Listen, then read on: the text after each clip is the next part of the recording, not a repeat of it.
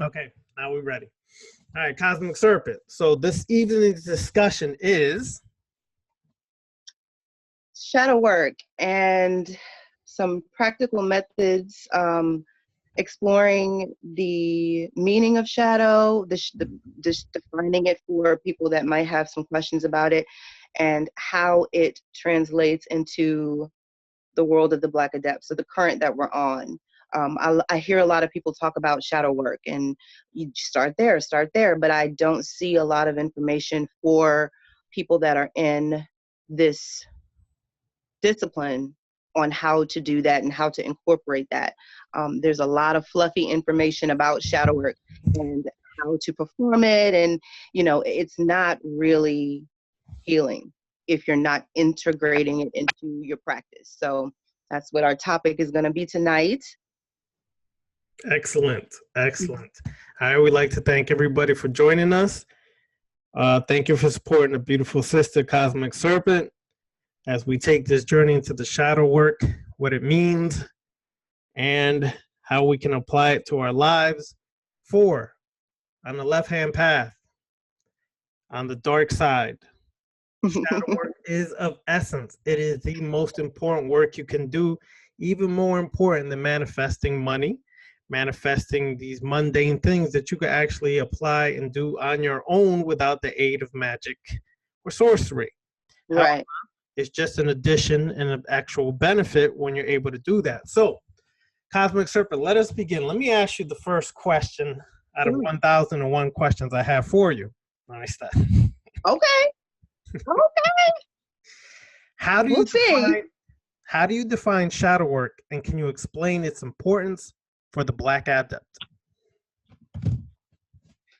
Yeah. So, there's a lot that goes into it. Like I was saying before, there's so much information. If you just go into Google and type shadow work, you will come up with these crazy sites that are charging people to give them information on this. It is an integral part of what we do as spiritualists, but it's also kind of jaded when it comes to right-hand path versus left-hand path. And I know that also sounds a little crazy, but I'll go into it a little bit. So basically, shadow work is the practice of exploring the parts of your psyche that you've suppressed or that you've ignored. So the shadow in Jungian theory, if you want to talk Jungian theory, is defined as an unconscious aspect of the personality that the conscious ego doesn't identify in itself.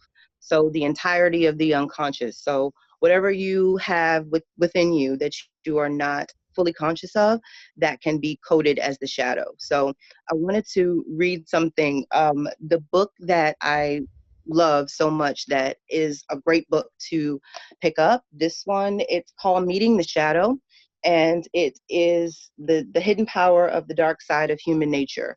And it's one of those books that has a bunch of contributors to it. So there's, you can just look up the title. But I actually got this book at a thrift store, and I just wanted to read. I guess it was a gift for someone, but the passage that was written in the front of this book is beautiful to start this. It says, "Blessed are the hunters who slay their own frights, and blessed are the travelers who journey past the length of the light." So that's basically what you're doing. You're diving into the darkest parts of yourself to find out what's there and how it's translating into your life, and what it could be doing to influence your decisions, what it could be doing to influence your day-to-day. A lot of people go unconscious of it their entire lives, and when they wake up, they realize that a lot of the decisions that they made were not their own. And I'll talk about that. So we can liken this work to the story of Set slaying Apep. So if Brother Noon talks about that in depth on his channel.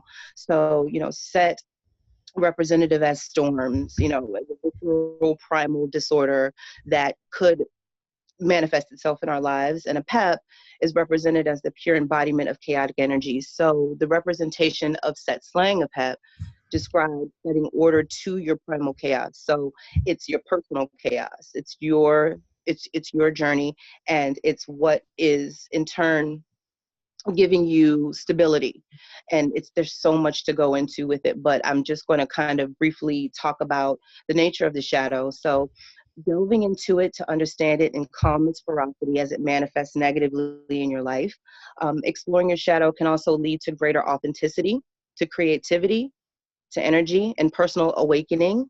And it's a very introspective process, and it's essential for reaching your higher heights. So it's, without saying exactly what happens during the process, as it is a personal process, I will say that I have been through a lot of stormy times in my life.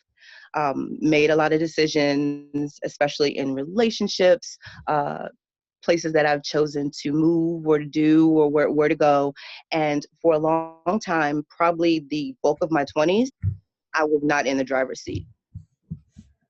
I didn't know what was going on a lot of times, and I was just on autopilot. And doing self work actually helped a lot with discovering why I did the things I did, why I made the choices I made.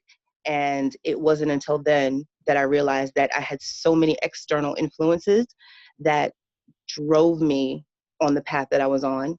So, in speaking about the nature of the shadow, the unconscious can't be conscious. The moon has a dark side and the sun goes down. So, everybody has a shadow, but you can't really get rid of it. There's no getting rid of those darker parts of yourself because they are a part of you. So basically, as the ego develops, the shadow develops. And what is reinforced positively is supportive of the ego, and then what's reinforced negatively is supportive of the shadow. So it's made up of the original you, basically. So I like to call it like the seed of you. So it's the chaos in you. It's primordial almost because it pre-exists any programming or any outside influence. So it's basically your true self. And there are qualities that don't really fit our self-image as we attempt to blend into society and to gain favor. So like I said, as the ego develops, the shadow develops as well. So they create each other out of life experiences. So when you're shunned, when you're told no early, when you're a child, baby, that starts to form a negative contact with that action, and then you give the adverse action some space. So you stop that. And, that's all based on your primal need for approval. So what you get praised for, what you don't. We learn at an early age what's good and bad, what's accepted and what's not. So these are the beginning phases of how you cultivate your shadow. So your shadow screams for attention. And when you seal it off or don't give it any time, what do you think happens?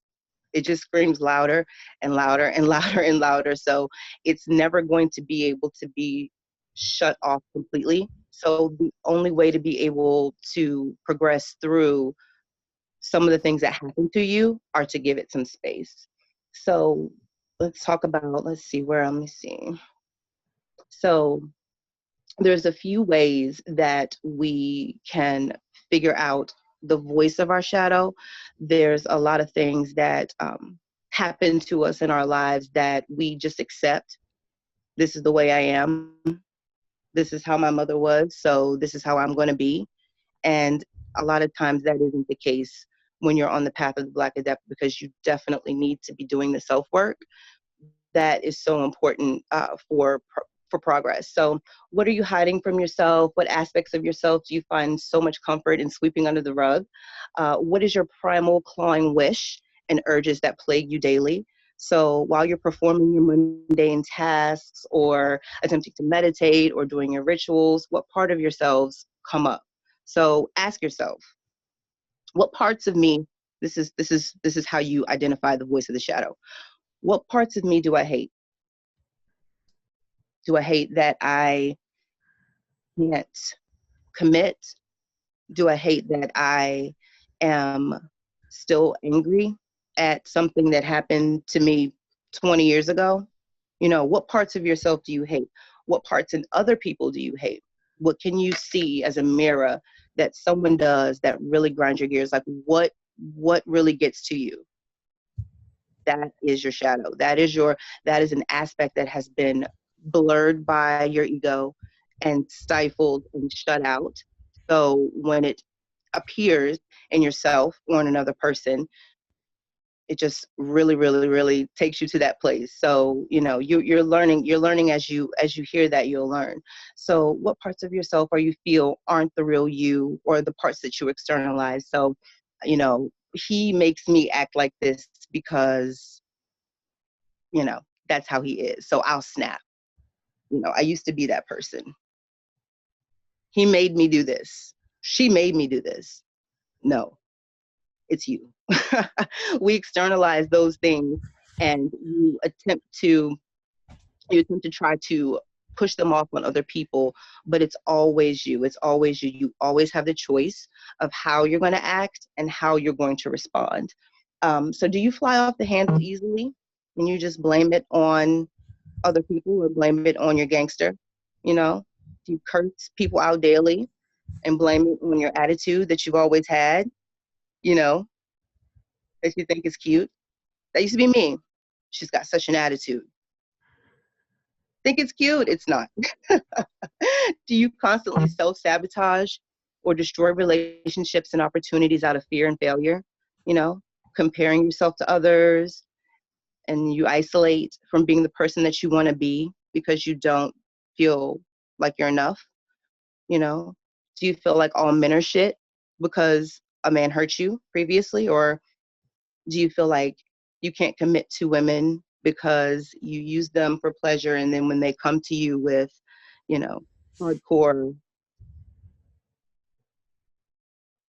talk time, or they want to give you the opportunity to commit, you run, tuck tail and run? Do you have anger or aggression that you have no idea where it comes from, or that's explosive or unsolicited? Or do you feel like you can't make friends meeting people because people are jealous of you? All of those things are signs of your shadow. Do you have interactions with people that you regret immediately after? I shouldn't have said that. I shouldn't have did that. You know, do you have that? Do you have that aching feeling when you leave conversations with people or interactions with your boss? You know, all of these things you have to really key into, because they are the voice of your shadow, basically. When you parent, do you ever feel guilty about how you treat your children, or see maybe your parents and yourself as you're parenting them? The way you view yourself, your self-esteem is directly tied to things that are hiding in the shadow. The relationship with money, all of this has so much to do with what you've suppressed based on the positive and the negative affirmations that you got when you were younger, and what you allow yourself as an adult.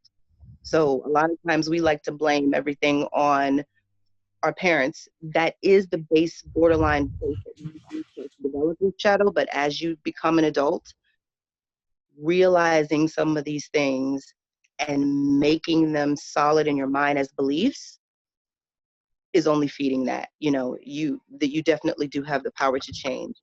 So repression and ignorance of these aspects of yourself from the beginning have impacted all the choices that you've made, all the interactions that you've had, and the way that you behave in relationships, parenting, social status, the way you view yourself, like we were talking about. So when you feel nervous or feel fearful or resistance when entering into situations, that is your ego's shield that it's kind of putting around your shadow to be able to protect you from finding out what's really there.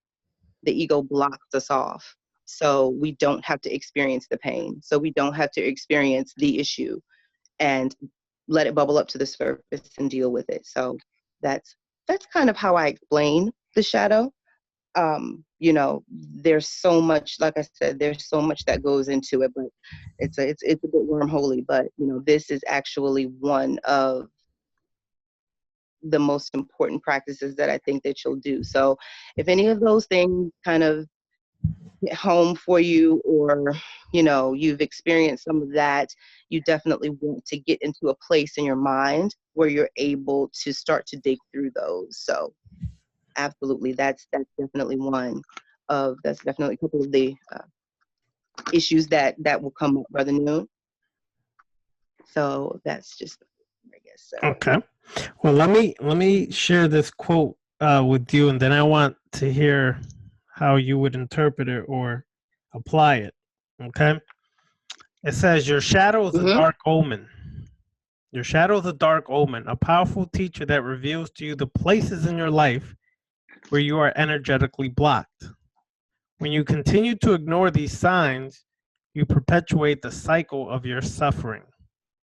What do you feel about that, Cosmic Serpent? I I feel that that's accurate. I feel that perpetuating the cycle of your suffering by ignoring something that is nagging you is only it's so true. When you have these things that are inside of you that actually bother you daily, they nag you constantly. You drive, you shower, you deal with your family, you're here, you're there, and it's always on the back of your mind. That's suffering. That's suffering. Being so happy to wake up every morning and sweep it under the rug and pretend that it didn't happen, or pretend that it's not currently happening, or that it's there, is a form of suffering. So, you know, we have to allow ourselves the space to be able to have these conversations with ourselves, to be able to cultivate a practice around dealing with the shadow, and to be able to show up for ourselves, be hold ourselves accountable for wanting to heal, because a lot of us just walk around in sleep mode, autopilot, and you haven't been taught that because your parents weren't taught that, and it's perfectly acceptable to be able to live in that pain. So yeah, I think that that's a great quote, and that actually is something that a lot of us suffer through. I've done it. I've been there. Sometimes I'm still there. It's an ongoing process. So yes, definitely. Okay. Well, I love the breakdown so far. So let's go to your second question I have for you. Cosmic Serpent, what are some practical ways to start or deepen the practice of shadow work for those on this path? Yes. So I do want to give a couple of things that really have helped me with this, because like I said, it always seems to be left to the imagination of how to actually start this process and to actually incorporate it into your life. So, you know, there's so much that actually goes into the cultivation of the shadow, and you have to really start there. If you feel too raw or vulnerable to start this work, this is where you need to start. If you feel like this is something that's going to be detrimental to your day-to-day health, of course, then of course not. But if you feel like this is something that actually needs to be done, then I would definitely sit down with my book and my pen and start to do this work. So one thing is, I did want to talk a little bit about finding the origin of what the issues are. So I always start a self-dialect with within, and active meditation is a great way, but self-dialect is a great way to start. So there are a couple pieces that I wanted to talk about, regarding meditation, regarding spiritual baths. There's so many things, but the most important thing is the inner dialogue. So how do I find out what I need to work on? And I use this pattern. So I'll use something personal for myself. I have resistance a lot of times for having hard conversations with loved ones, with people that I love. So, what I always do is start with the whys, and that will help you get down to the bottom of what's going on. So, you have a resistance, hard conversations with loved ones. Why? So you be as truthful as possible with yourself. This is going to be a time that you cannot be coy with yourself, lie to yourself. You have to be real, or there's no reason for you to do this. Digging into yourself is actually going to be, in my opinion, one of the most difficult things to start. And it exposes you. It makes you feel like you have been hurt, lied to. It brings up so many emotions. And one of the things that I always say is starting the inner dialogue is a great way. So you have resistance to having hard conversations with people that you love. Why? I'm as truthful as possible right now. I'm afraid of conflict with people close to me. Why? Because I don't want to hurt them. Why? Because I have a fear of abandonment. Why? And it keeps going and it keeps going. So that's how you can dig down to the bottom of being able to see what you need to work on and how to start it is that inner dialogue, but that's going to give you some of the one of the ways. I always advocate active meditation, and active meditation on this path is wonderful for being able to, in the moment, tackle the issue that comes up. So, throughout my day, I will mirror myself. I will watch myself. I'll listen to my inner chatter and see where it goes, where it's leading, how I'm having an interaction with someone and how I feel after it. And with active meditation, you can go to that place of inner thought to say, okay, Susie Q just left my desk or whatever, and I have resistance to speaking to her. I don't know why. She just rubs me the wrong way. Why? Is it that you feel threatened? Is it that you feel annoyed by her? What's going on? So throughout your day, as you're chugging along, make sure that you're hitting those points using active visualization. I always keep a black candle burning when I'm doing this work, so I can visualize my thoughts going into that candle and being released, or I can envision something chopping it away, whatever fits you, but just do it in that moment and it makes so much more of an impact. So that's another way as well. So many different ways, but that's definitely another way as well. For the new. Yes. Yes. Let me hit you with this other quote. I'm gonna hit you with quotes left and right tonight. The greatest act of human courage isn't climbing mountains, conquering countries, or fighting in wars. It is walking into the mysterious abyss of our own inner self and truthfully facing one's own pain and tortured shadows. Absolutely, absolutely. That is that that's the bulk of the great work. It's the bulk of what we do on this path. It should be. We can talk all day about manifesting. We want to do rituals. We want to do sex magic. We want to manifest a bunch of things, which is fine. But, that is self-reflection should be the first place that you start. It's the baseline of knowing yourself truly is something that I had here. How can you build anything without a foundation? So, the dark abysmal places of your mind actually hold the keys to your freedom of knowing that the decisions that you make are yours and that you can choose to be able to deal with that pain, let that pain come up, deal with it, journal about it, give yourself time to grieve, give yourself the open space to be able to acknowledge it, or you can just continue to stuff it down and let it and let it fester. So yes, absolutely. I do understand. All right. So let me ask you this. Now, in situations, let's say, where you alluded to earlier, you're angry at someone. And at that moment, yes, you could do an introspection, but let's say you're not able to do it at that moment, you lash out on the individual.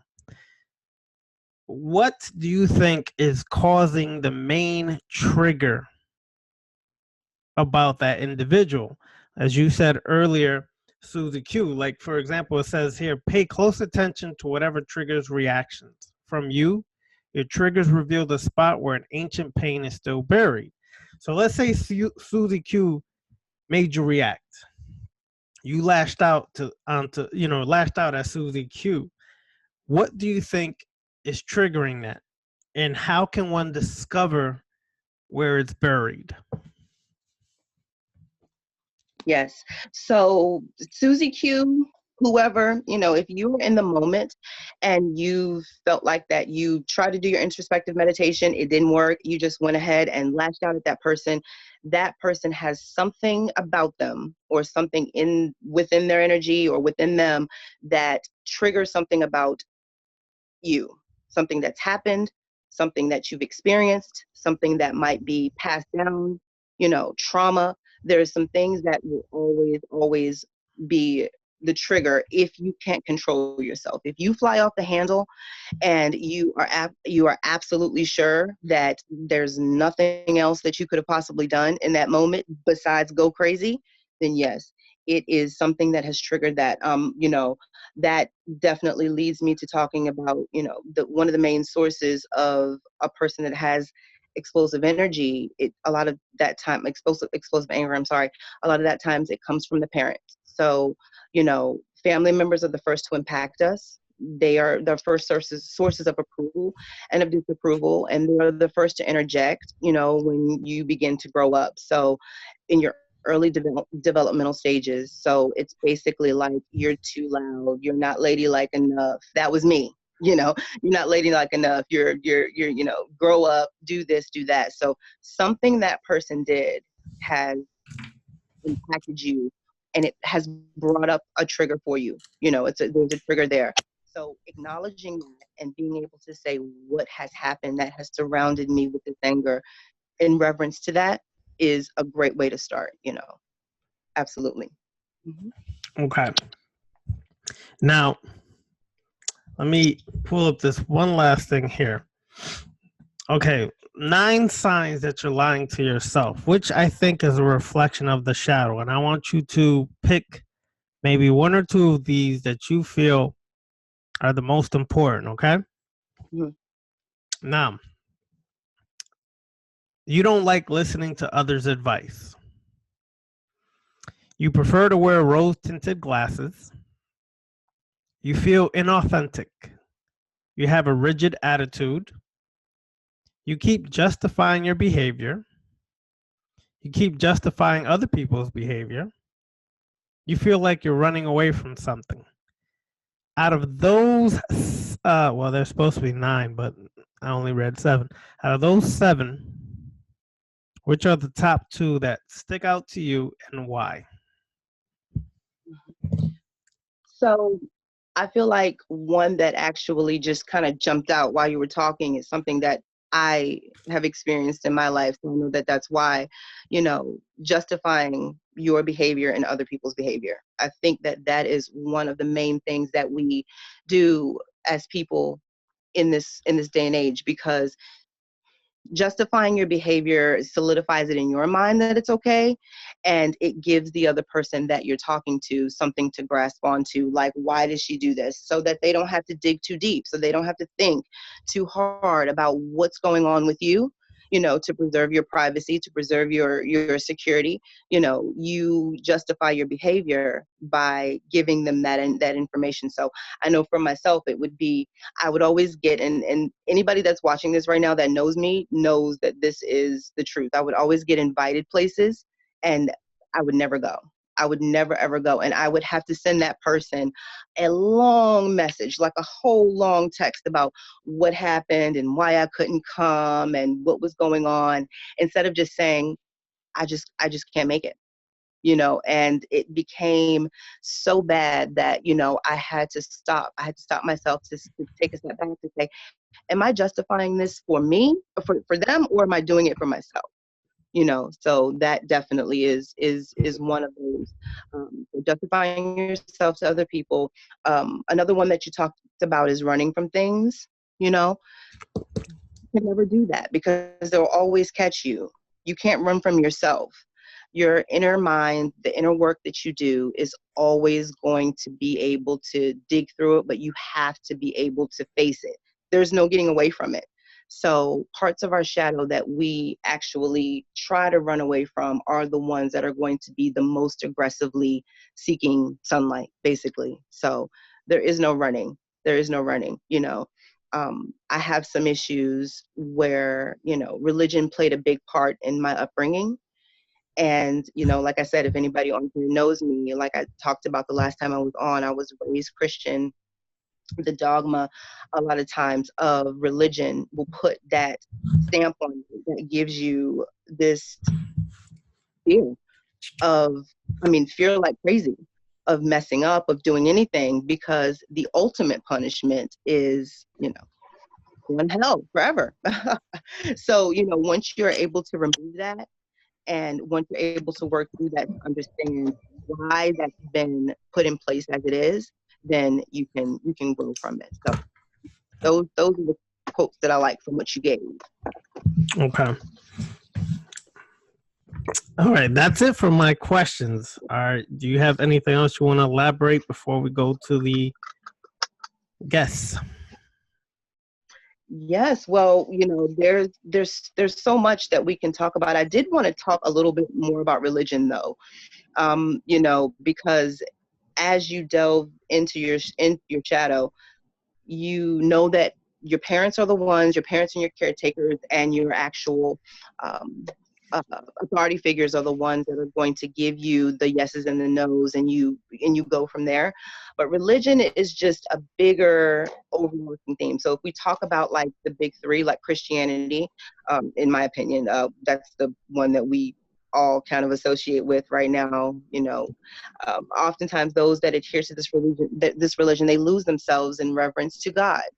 So, you know, that is a place that I was, you know, just thinking about how I was going to be able to please him, or what I was going to be able to do to be able, you know, to be able to make it to heaven. And that is just deep-seated fear. It's deep-seated fear, and it's running rampant in our community. So that's one thing that I just wanted to say, that, you know, that's a great place to start. You have religious indoctrination, start there, please. It works absolutely. So yes. So nothing else to add. Nothing else to add. I have, you know, there's so much that can be said about it, but I just kind of wanted to give some of my information, just talk a little bit about it, and just give some people information on where to start. Very good. Very good. All right, let's take some questions. See what we got flowing going. All right, let's start with the brothers at Zeta up here. Brothers at Zeta, any questions for Cosmic Serpent? What was the name of that book again? Oh, it is called Meeting the Shadow, the hidden power of the dark side of human nature. And it's, like I said, it's contributing writers, but yeah, here it is. Word. Cool, thanks. You're welcome. Any other questions, brother? Nothing right now. All right, appreciate it. All right, let's see who's next. Jimmy, any questions? No questions. Just listening, enjoying the show. All right, appreciate it. Misty Moon, any questions or comments? Yes. Greetings to all my relations. Greetings. It's good to see everyone again. Yes. I do have a question. I can't see myself, but I guess. Oh. But we can hear you, though. You can hear me? Yeah. Okay.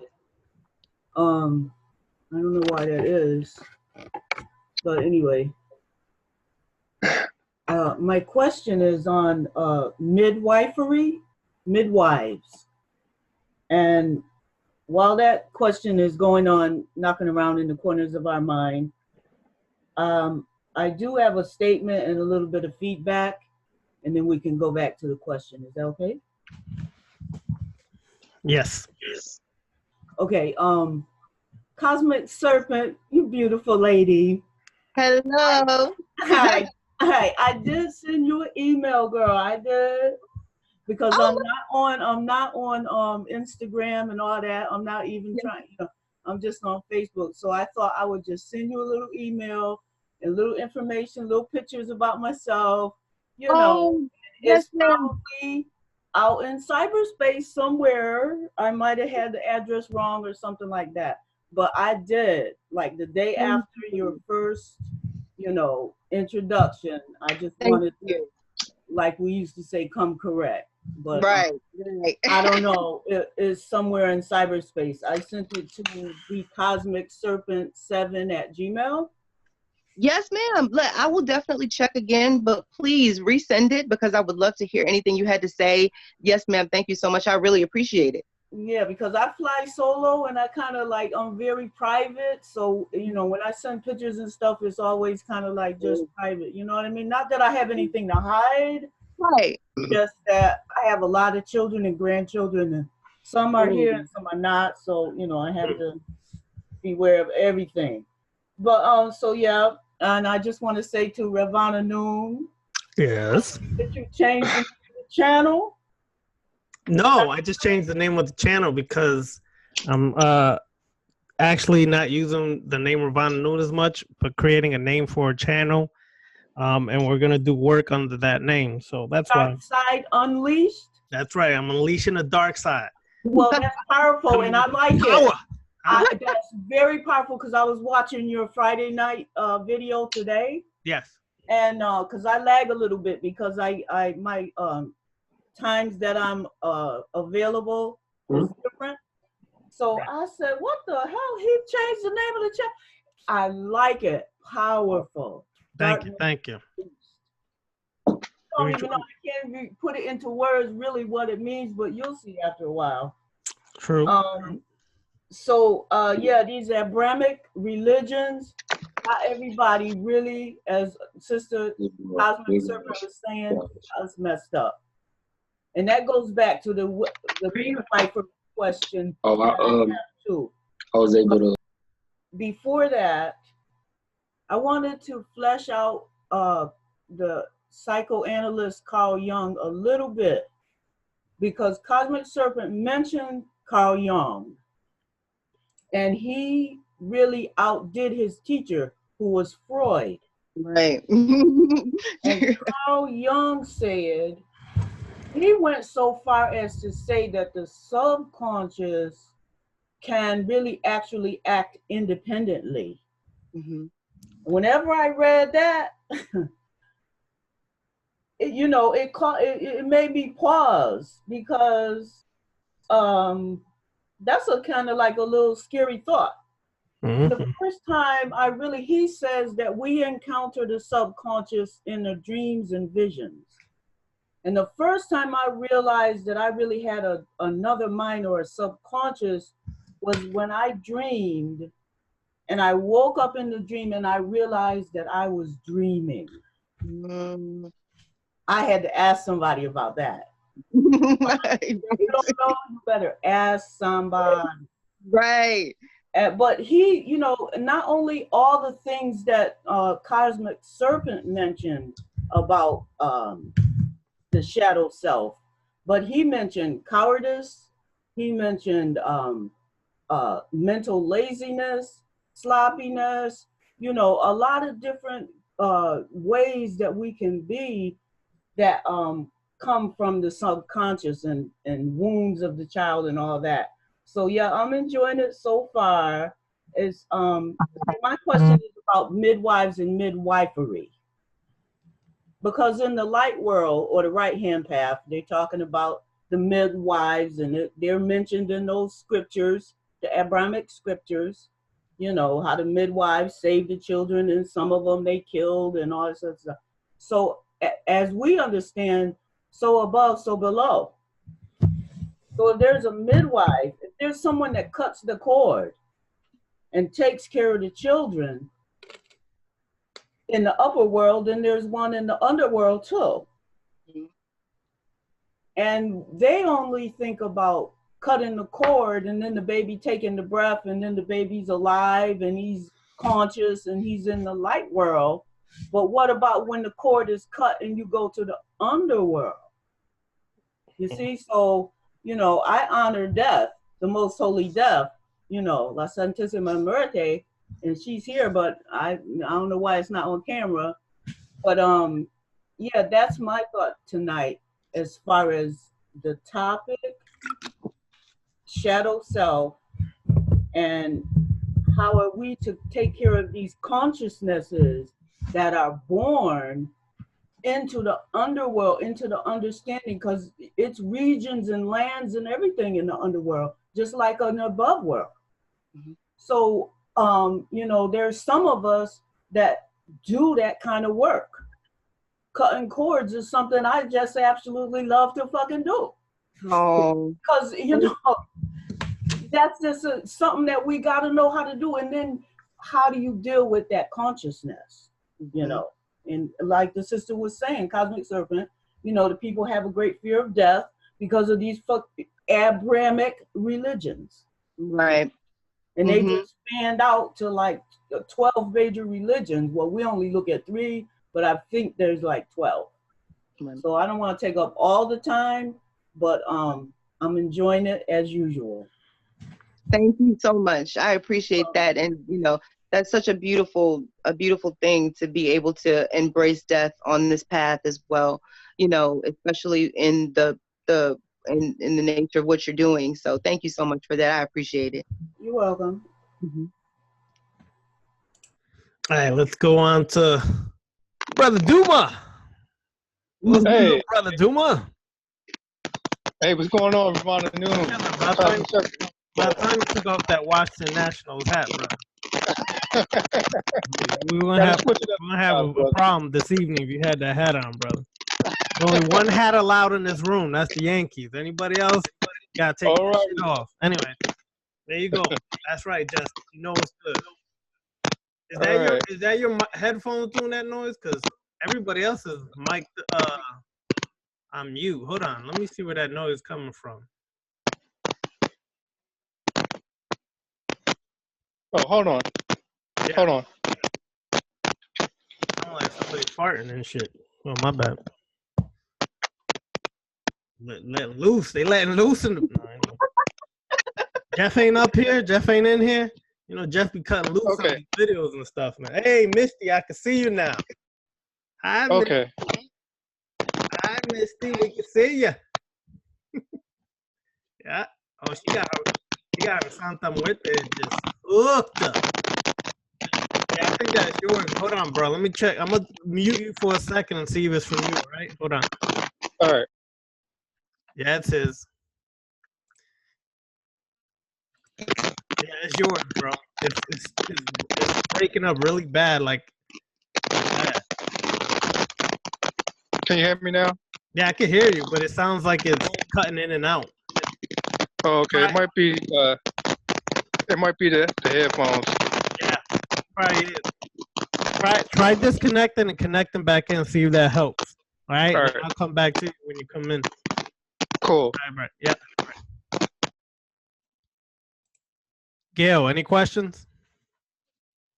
No, however, I am enjoying the show. I did have something floating around in the back of my mind, and I don't know if it's me or if it's happened to anybody else regarding shadow self. And sometimes I think you can get so close with your shadow self that in giving them commands, it's almost as if you can sense them carrying out what you've asked them to do. For instance, have you ever like been in bed and, you know, just say, I wish someone would go in there and make breakfast. And all of a sudden, you know, you're laying there and it's almost as if you can wake up and almost smell breakfast cooking. Yep. Yes. I have, yes. You know, and it's just, you know, some things you're like, when did I do that? Or I didn't put that there or whatever, you know, it's just sometimes just strange things have happened when you're talking to your shadow self or talking to yourself. Mm-hmm. Or absolutely. is it just me? No, absolutely. I know when I have been able to identify some parts of me and, you know, maybe having a dialect with that part, not only will strange things happen, I'll get memories. I'll just get memories that flood me. I never knew something happened in my childhood that I had no idea of. You know, I'll smell something, I'll see something, and it kind of just floods me with the memory. So yeah, absolutely. Yeah. happens. Okay. Hmm. Okay. Thank you. You're All right. welcome. Any other questions? Any other questions, Gil? No, that's it. All No, right. that's it. We'll come back around. Thank you. Okay.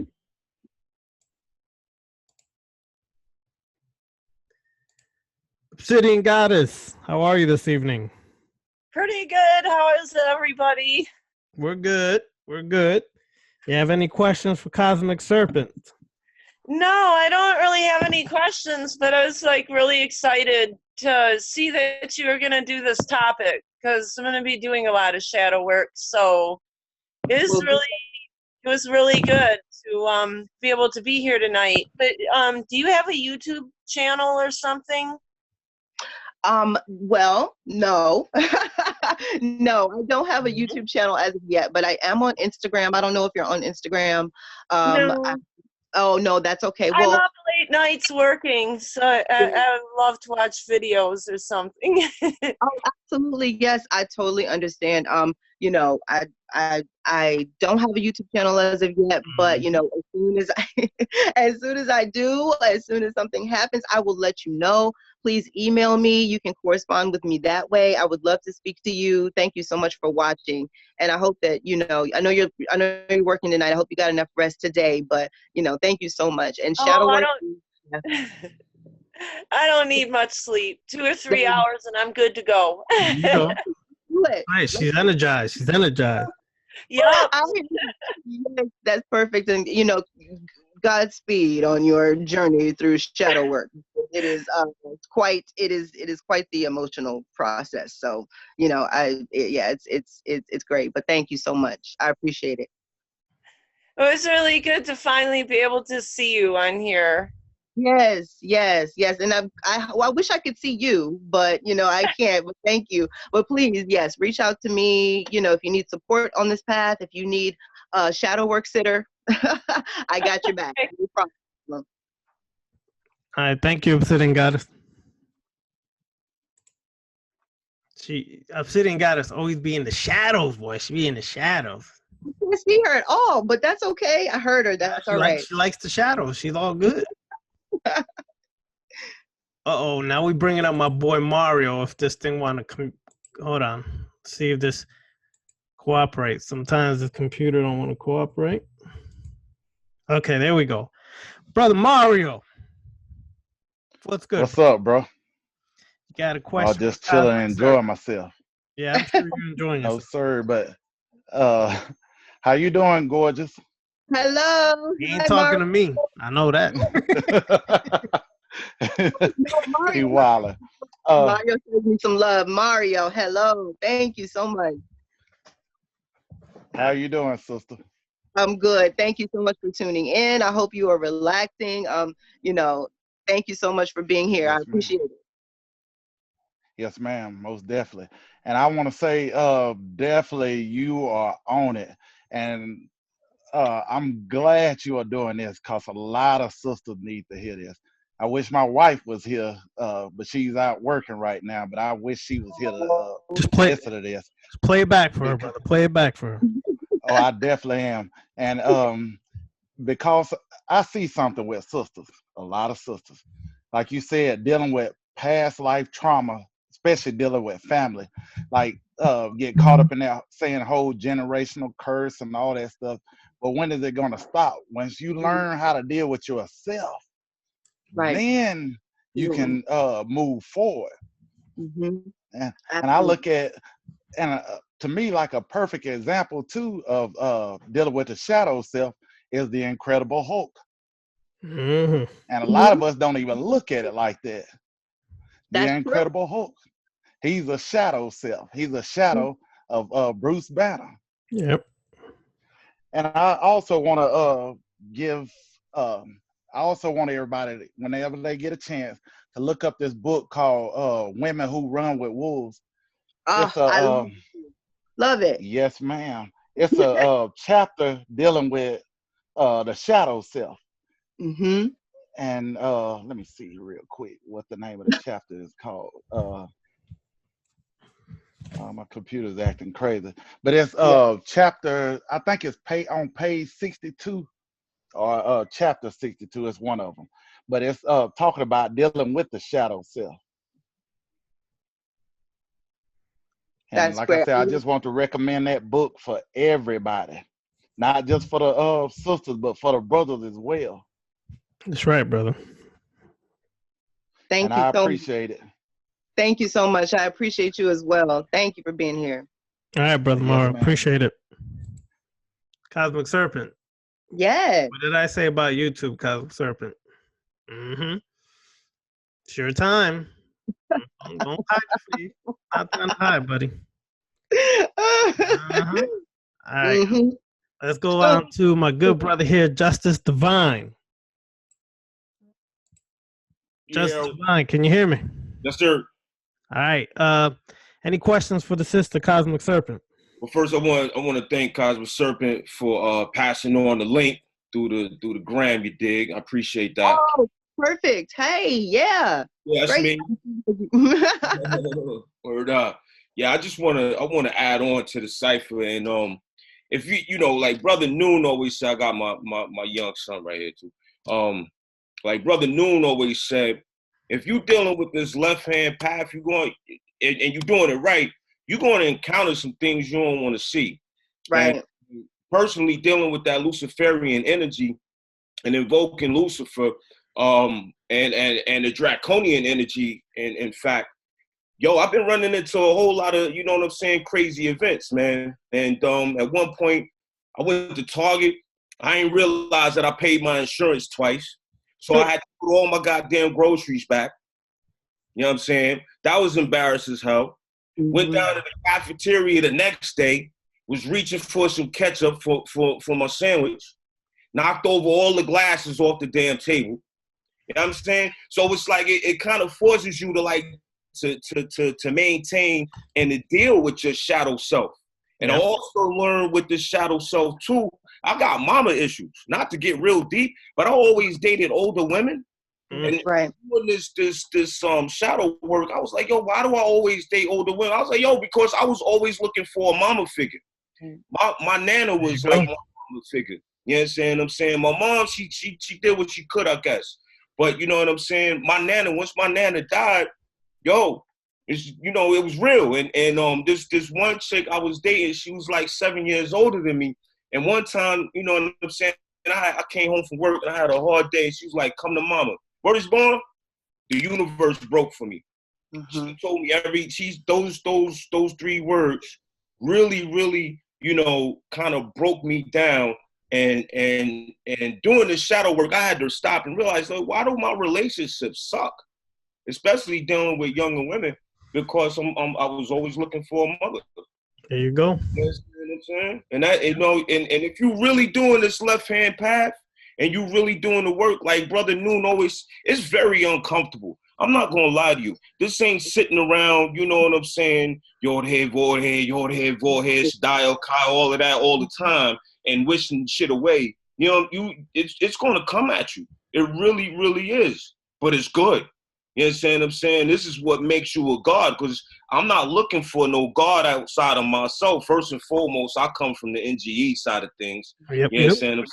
And the Blue House. You understand what I'm saying? So I damn sure ain't looking for nothing outside of myself. But it really had to force myself to be like, yo, you still dealing with a mystery God? Or you dealing with this spookism? You dealing with Yaldabaoth holding you down? You dealing with this white man calling you out your name and this, that, and other, all Black Lives Matter. Now, cipher, I'm God. You understand what I'm saying? And doing if you really tap into the draconian energy, you understand? Force you to it. So it will give you power. I did invocation to Bilal last night, and swear to God, Noon, word is born. Yo, I had chills.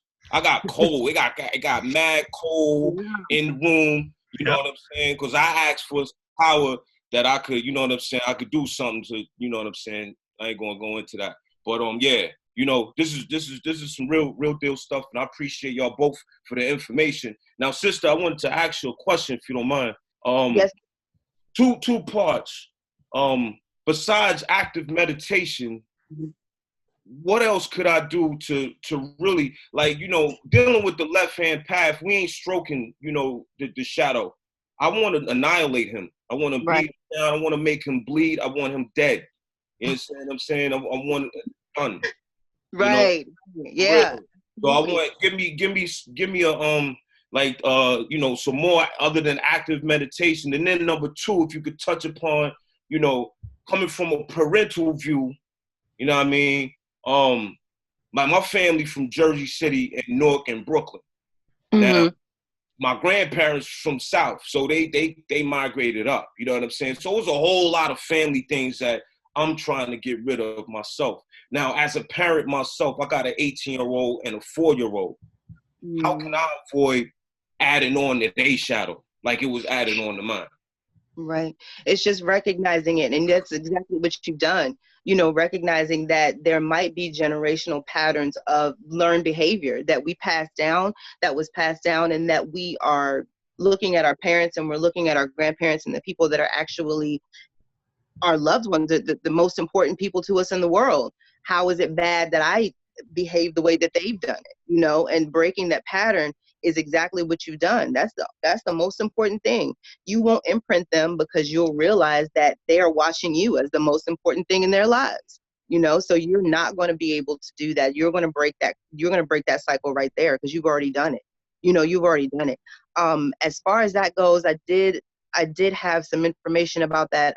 You know, that is something that we want to do on this path as far as enlightenment and making sure that we do kill that shadow, attack it. We don't want to just, you know, baby it, just like you said. So, you know, forming a picture of your shadow, sitting down maybe and having a visualization or a meditation of forming something that looks like the bad parts of you, you know, a thought form, something that is that walks with you, that's there, that's physically in your space, that you can feed that energy to, that you can attack in your visualization. You know, maybe there's something that you can do. You know, I will sit down and boil everything down to 1 or 2 words. I'll visualize it and then I'll burn it.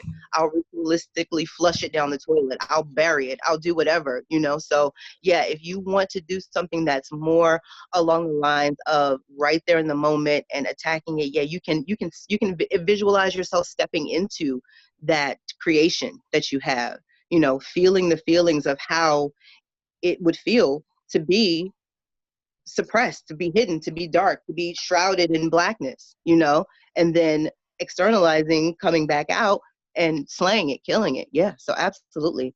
Those are some things. Thank you so much for the love, though. For real. Oh, yes, thank you. I appreciate that. I felt that. Thank you. Yeah, I really appreciate it. And for all y'all, like, if y'all missed it Friday, Brother Noon, to add on what Cosmic Serpent added on to, Brother Noon gave me a real great tip in which I implemented earlier this morning in my meditation with the Cali thing. I didn't go to the woods now, Lord. You know what I'm saying? Yeah. But I did picture, you know what I'm saying, that blockage in particular, you know, with my two-edged sword, you know what I'm saying? And we deal with that sword or on top of that star and crescent, but that's another story. But I do use that sword, you know what I'm saying, for justice, you know what I'm saying? Because either you frozen in just ice or you reap a reward or penalty for your ways and actions. You know what I'm saying? To that, I say peace to everybody. All right, brother. Peace. All right, so let's go to Brother Jeff Moore, though he's cooking over there. I can see you cooking there, brother. Was he in the house? What's up, people? I know y'all can see all that. But, yeah, we can see you hooking it up, brother. Okay, but you know, I did have a question. Well, actually, a comment. But then again, I was thinking of the question. Yeah. This is the comment though. Like, so what happened is, one way that I found to and this is regards to earlier when Cosmic Serpent was talking about, you know, like finding the issues that are deep seated. Because I'm like others who had issues that you know, that suppressed them, okay, and did not I just didn't know what the hell that shit was later, you know, and this adult life, and couldn't figure out what was why I was doing the things I do, shit like what programmed me to do those things. And so one thing I have found recently was through relaxing was one way. And relaxing how, right? Just relaxing and thinking about my life and thinking about interactions I had with people. So, but what happened was after this one moment, after I had great lovemaking, right? I was able to relax, you know, and go into, you know, I don't know, it was like a euphoric state that opened up some gateway. I call it a gateway. And so, you know, my girl and I was talking, and some shit just reemerged out of fucking nowhere. And then I remembered, like literally remembered when I was a child, you know what I'm saying, going into the room, you know, and having sex with my sister, shit like that. I'm a little kid, you know what I'm saying? So, and that shit was like, and then we discussed it. Well, I brought it up. We brought it up. I discussed it and was trying to figure out, like, you know, why I was having, you know, why I am certain ways. Why do I like certain type women and shit like that? You know, and I was like, fuck, I had no idea. I did not remember any of this past trauma. This shit just came up. You know what I'm saying? So, oh yeah. So that's my question. So my question is then, so like when after that happens, right? What would you suggest? Because my sister, she's passed away. You know what I'm saying? And when she passed away, we had we just mended our relationship and all that shit. You know, it was cool, but I just all that shit was suppressed. You know what I'm saying? So Yeah. like, you know, so like what would you recommend, because us being on this path, to do next? I mean, once I recognized that, you know, we discussed it for like, I don't know, like 2 hours and shit, you know, and then tried to figure out like, okay, so what can I do next? You know, how it influenced me and etc. So, yeah, so what would you suggest, you know, for me to do next? Mm-hmm. Because I mean, it's not, I don't think that it's harming me anymore, you know, I mean, because it's been suppressed for so long, shit. But Right. yeah, but what do you say? I mean, I feel that you, just like the other brother was talking about, you're there. You've acknowledged that. Once it got dug out of your subconscious by whatever triggered it, you know, if maybe your girlfriend said something, or maybe, you know, it was something that triggered it. Once that got brought to the surface by you going and having that conversation with your sister and mending that relationship prior to her passing, you've already integrated it. That's the work. That's it. You know, you just have to acknowledge it and bring it into the light. It's not going to get any easier to think about. It's not going to get any easier to deal with, you know, right away. But the fact that you've brought it to the light and integrated it into your waking world is the work. You know, I would just continue to check myself. If you feel like you constantly have mind thoughts going back to that incident, or if you feel pain around it, if it hurts a lot, you know, to think about that, you know, I think that you can explore further on how to love yourself through all of anything that happens to you, anything that has happened to you, that will happen to you. So love yourself hard, you know, but you've done the work. You've incorporated it. You've had a conversation with her and you have brought it and shed light on it. So you've done it. You've done it. Yeah, because I'm the youngest. So, and I was like, and it was, I never thought that I had, that's what I'm saying. I just never thought there was any issue. But yeah, after bringing it up, yeah, it was some issues and stuff. Right. You know what I'm saying, that I had. You know, I was like, oh shit, I couldn't believe it. You know what I'm saying? But, you know, but yeah. Yeah, but I enjoyed it. That was good work. Okay. All right, cool. Thank you. I appreciate it. You're welcome. You're welcome. All right, brother. Appreciate it. All right, let me say this real quick before we get to the next question.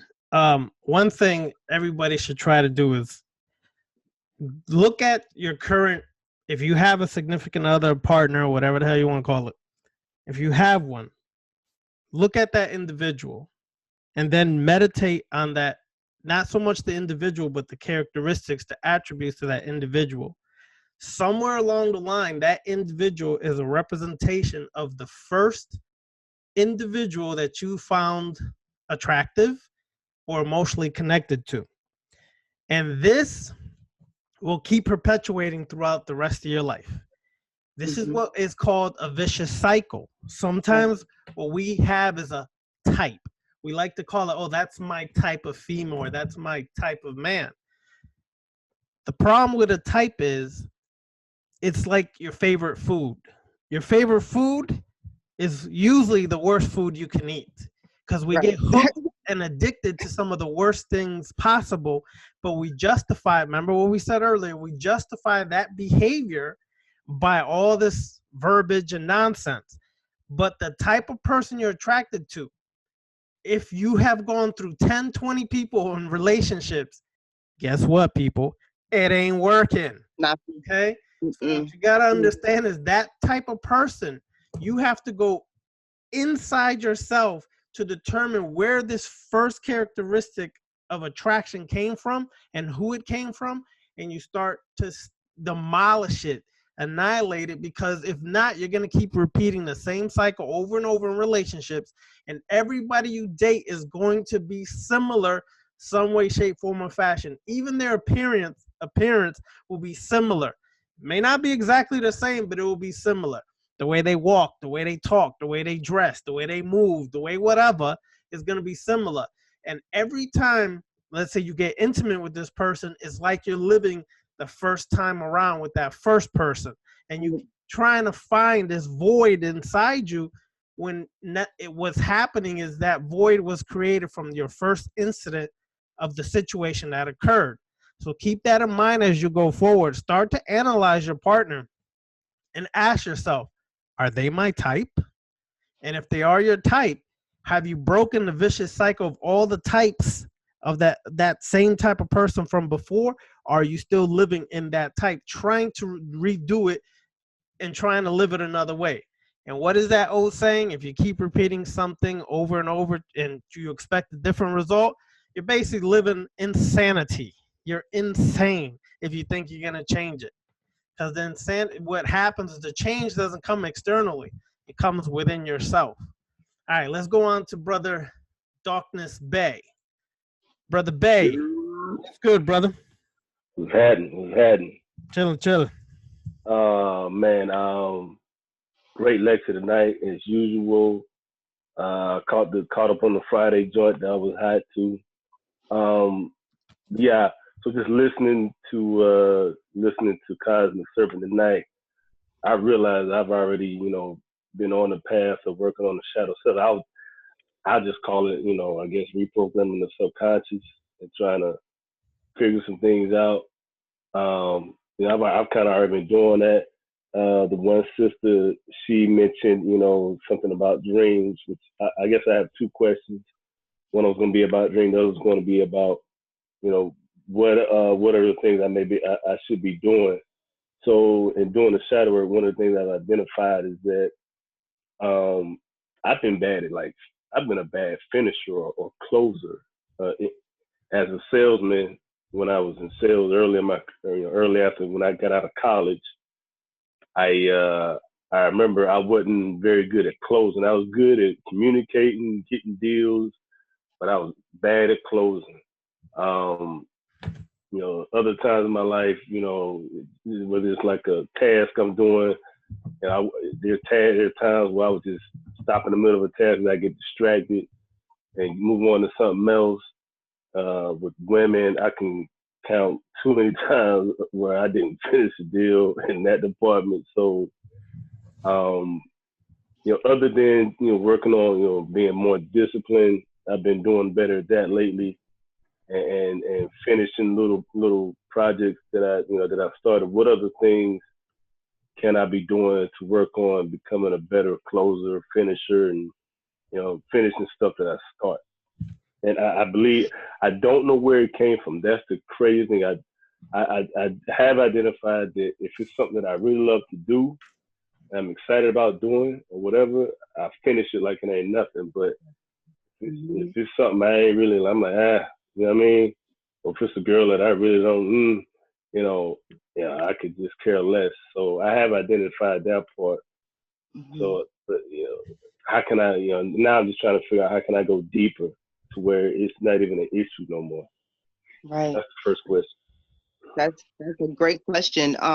I've experienced something so similar in my life, and I've realized that a lot of that did come from my mother. My mother was very sporadic. She would just start one thing and go here, and she was all over the place. So, if you are experiencing that, something that could help you is, well, the first, like I said to the other guy, you guys are all doing the work. You're all in the process, but one thing that could help and to deepen that connection to yourself is to create a regimen, a schedule, and hold yourself accountable to be able to stick to it no matter what.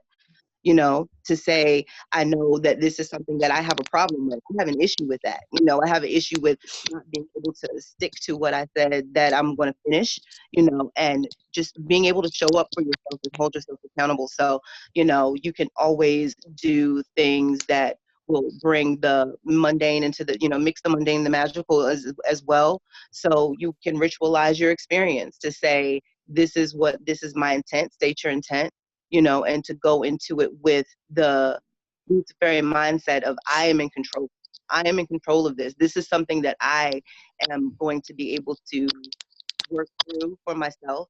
I know one thing that I've done that helped me so much in getting past that is self-programming. So listening to meditations, listening to my own voice, recording my own voice, saying what I want, my intent, stating my intent, recording it and going to sleep with that, in the headphones, that helps so much as well. So that's a great thing. I know you're probably in the current of self-programming, but I think that I kind of kicked it up a notch when I found this app. I don't even remember what the app is called, but I can record myself saying it. So it's much more powerful when it's my voice. So that's another option. Yeah, but you're doing the work, brother. You're doing it. I think he's frozen. Oh. Yeah, I think it froze. Okay, you there? You there, Doctor's Bay? Yeah, I'm here. I'm still. Yeah, I'm good. Yeah, okay. A lot of what she said just froze though. Yeah, you froze. You might want to repeat that, Cosmic Serpent. Uh-oh. No. What did you hear? Did you hear anything? No, man. You hear anything? Not the last part. I heard a bunch, but then that last little piece I missed.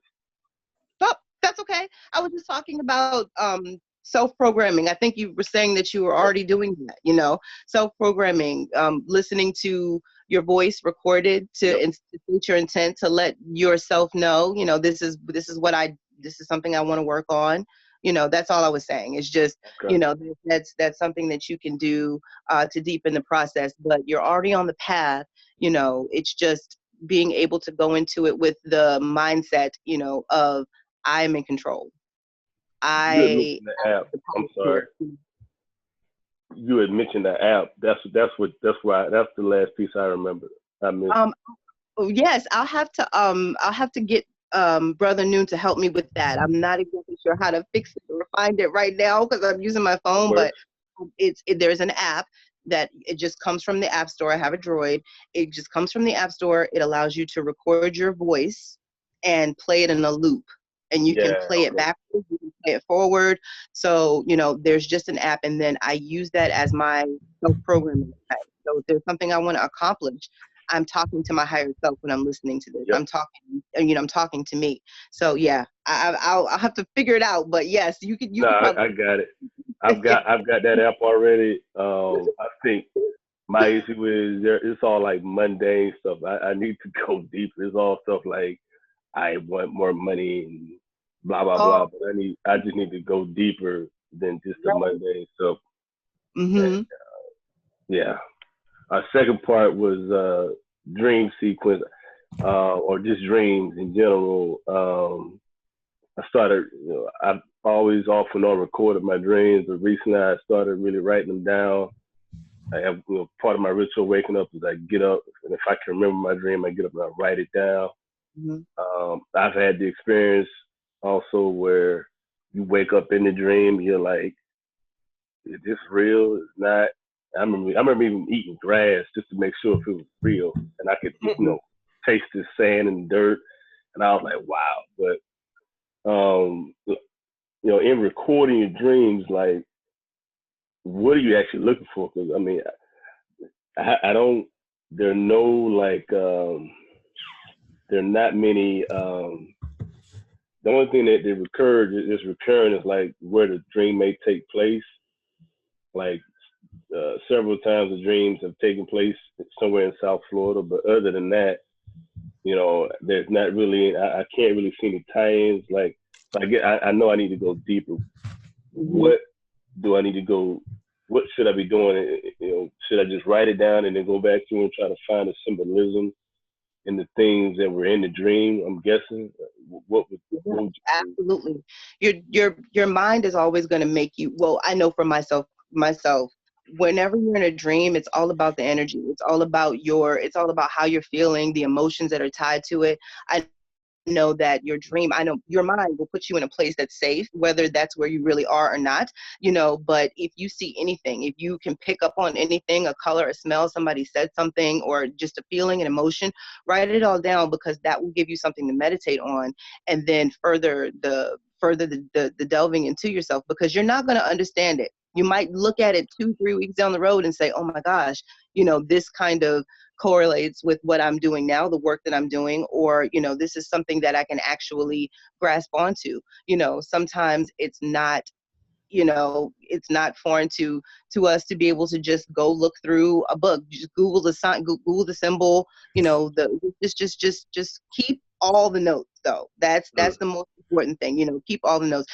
You can also go to sleep. Like I said, we already talked about binaurals and, self-programming, but going to sleep with the intention of being able to call something to you, draw something up, studying, reading about it right before you go to sleep, so that's on your mind, so that your subconscious can send you those messages. So, I definitely think that that's important, setting your intention before you go to sleep if that's something that you want. So, there's so much that you can do, but your dreams are a direct, it's a direct voice of the subconscious. So, whatever it is, if you got to eat grass to make sure it's real, or whatever you're doing, or pull something down from the sky, make sure it's done, whatever, write it down, remember it, and, it'll show up. Absolutely. Since you're doing the work, it's a part of what's going on. So. Yeah, let me interject real quick. Hold on, brother. Yeah. The name of the app, Brother Jeff says, check out Tape a Talk app. Tape a Talk app. That's the name of the app to record your own voice, your voice with music in the background, et cetera, et cetera. Yeah. Okay. Check that out. So the second thing I wanted to say is, as Sister Cosmic Serpent said, you always want to definitely jot down everything in a dream. Always keep a journal right next to you in the bed. Well, not in the bed, next to the bed. God damn it! Next to you in the bed, right? So when you wake up from a dream, even if it's dark, just write what you can. Okay, even if it's scribble scrabbles, you'll still figure it out. Okay, it's important because the most important aspect of dreams are symbolism. Every part of your dream, the symbol represents something. Like you made mention of being in South Florida twice. There's a reason why your mind takes you back there. Either you felt comfortable there, or certain events happened there that you still haven't bypassed. Either you're comfortable there, or you haven't bypassed some events that happened there. So keep that in mind, because if it keeps repeating, you being in South Florida, there's something really trying to communicate with you about something there in South Florida. Okay, so keep those things in mind always. The third thing, damn, I said 2, but now we're in 3. The third thing, keep going. Anubis. I put that next to my bed. Ampu's considered the messenger to the underworld, the messenger of the Amduat, right? Yep. Messenger to your subconscious mind. The duat or Amduat is symbolic of the subconscious mind. So when you have Ampu there, it's a symbol to invoke guidance into your subconscious mind to remember or bring or retrieve what you can't. Okay, that's important, because especially especially for individuals who can't seem to remember parts of their dream. That helps kind of with the symbolism, and basically activate that part of yourself that's you're forgetting. Okay, so try to get an Ampu or some call it Anubis statue and put it next to your bed. Okay, that will assist you. Also, the last thing here, brother Cypher put in the chat room. I don't know how many people can see or have access to the chat room. Some of y'all on your phones, so you can't probably see it. But if you're on the computer, there's a chat room here, and he put a Dropbox for the book that was mentioned earlier by Mario, which is Nice. Women Who Run with Wolves. There's a PDF file that he has there, so you might get it. All right, wanna click? I'm clicking on that shit right now. But anyway, Yeah. start. All right, You know, go ahead, sis. that book found me 3 times. I bought it, I gave it away. The girl went on deployment, went to Afghanistan with my book. Then I saw it in a bin. I bought it again, lent it out, never got it back, and then someone gave it to me for a gift. So it's found me 3 times, but I do need that PDF. I'll take that as well. Yeah. Well, if you don't have access to the chat room, I'm gonna download it and I'll send it to you later. All right. So let's see. Yeah, thank you. Let's is that it? Any other questions, Darkness Bay? Just one last. I also noticed when I'm writing these dreams down, like other dreams from past, like maybe years ago, pop up. Is that it's like, you know, I guess my subconscious stores these dreams like it stores everything else, and I guess I should probably write those dreams down too. But I just noticed that, you know, that I thought that was kind of interesting. That I started recalling other dreams. Like I hadn't thought about dream in years, and then I'm writing this dream down, and I started looking at other dreams in my mind. I'm like, wow, what's going on? But I guess I'm just making some gains, I guess, as we say in the weight room, making gains. Yes, absolutely. And like Brother Moon just said, it's all about the messages that you need to receive. So if something's coming up from old, an old dream, if it's a reoccurring dream, or if it's coming up, with a situation that happened back then, maybe if it was a traumatic situation, maybe that's something that you can dig through. If you're still having the same reoccurring dream and it's something that's happening to you that is not pleasant, that's an opportunity for working. But like Brother Noon said, that is something that you absolutely do want to, explore. Word. Mm-hmm. Thank you. You're welcome. You're welcome. All right. Let me go to some of the sisters in the room. Before I go to the sisters in the room, every time I see the brother Jimmy over here, I keep swearing he's about to come out and say, "It's been a long time. I shouldn't have left you." I can't see anyone. Are you related to Brother Rakim? I'm just saying, brother, because you kind of resemble him, man. Is that your daddy or something, brother? I'm just saying, brother. Every time I see over there, I swear he's gonna drop the mic. You know what I'm saying? Just like Rakim. Anyway, all right, let's go to some of the sisters up in here. Divine Diamond, you done chewing on that food? Because I was watching you for 5 minutes. You was tearing that shit up, girl. She was just like, I'm done. I'm done. I want to say I really appreciate the Cosmic Serpent, for a woman to be getting up on here and spreading the wisdom and knowledge. Like we really need this. You know what I'm saying? Like I'm up here trying to write notes and listen at the same time. Like it's just so crazy. And when, the first time you got on there, when you were talking about the dark feminine energy and all that, I got so hooked and so attached. I'm like, oh no, I can't miss another. I can't miss nothing else.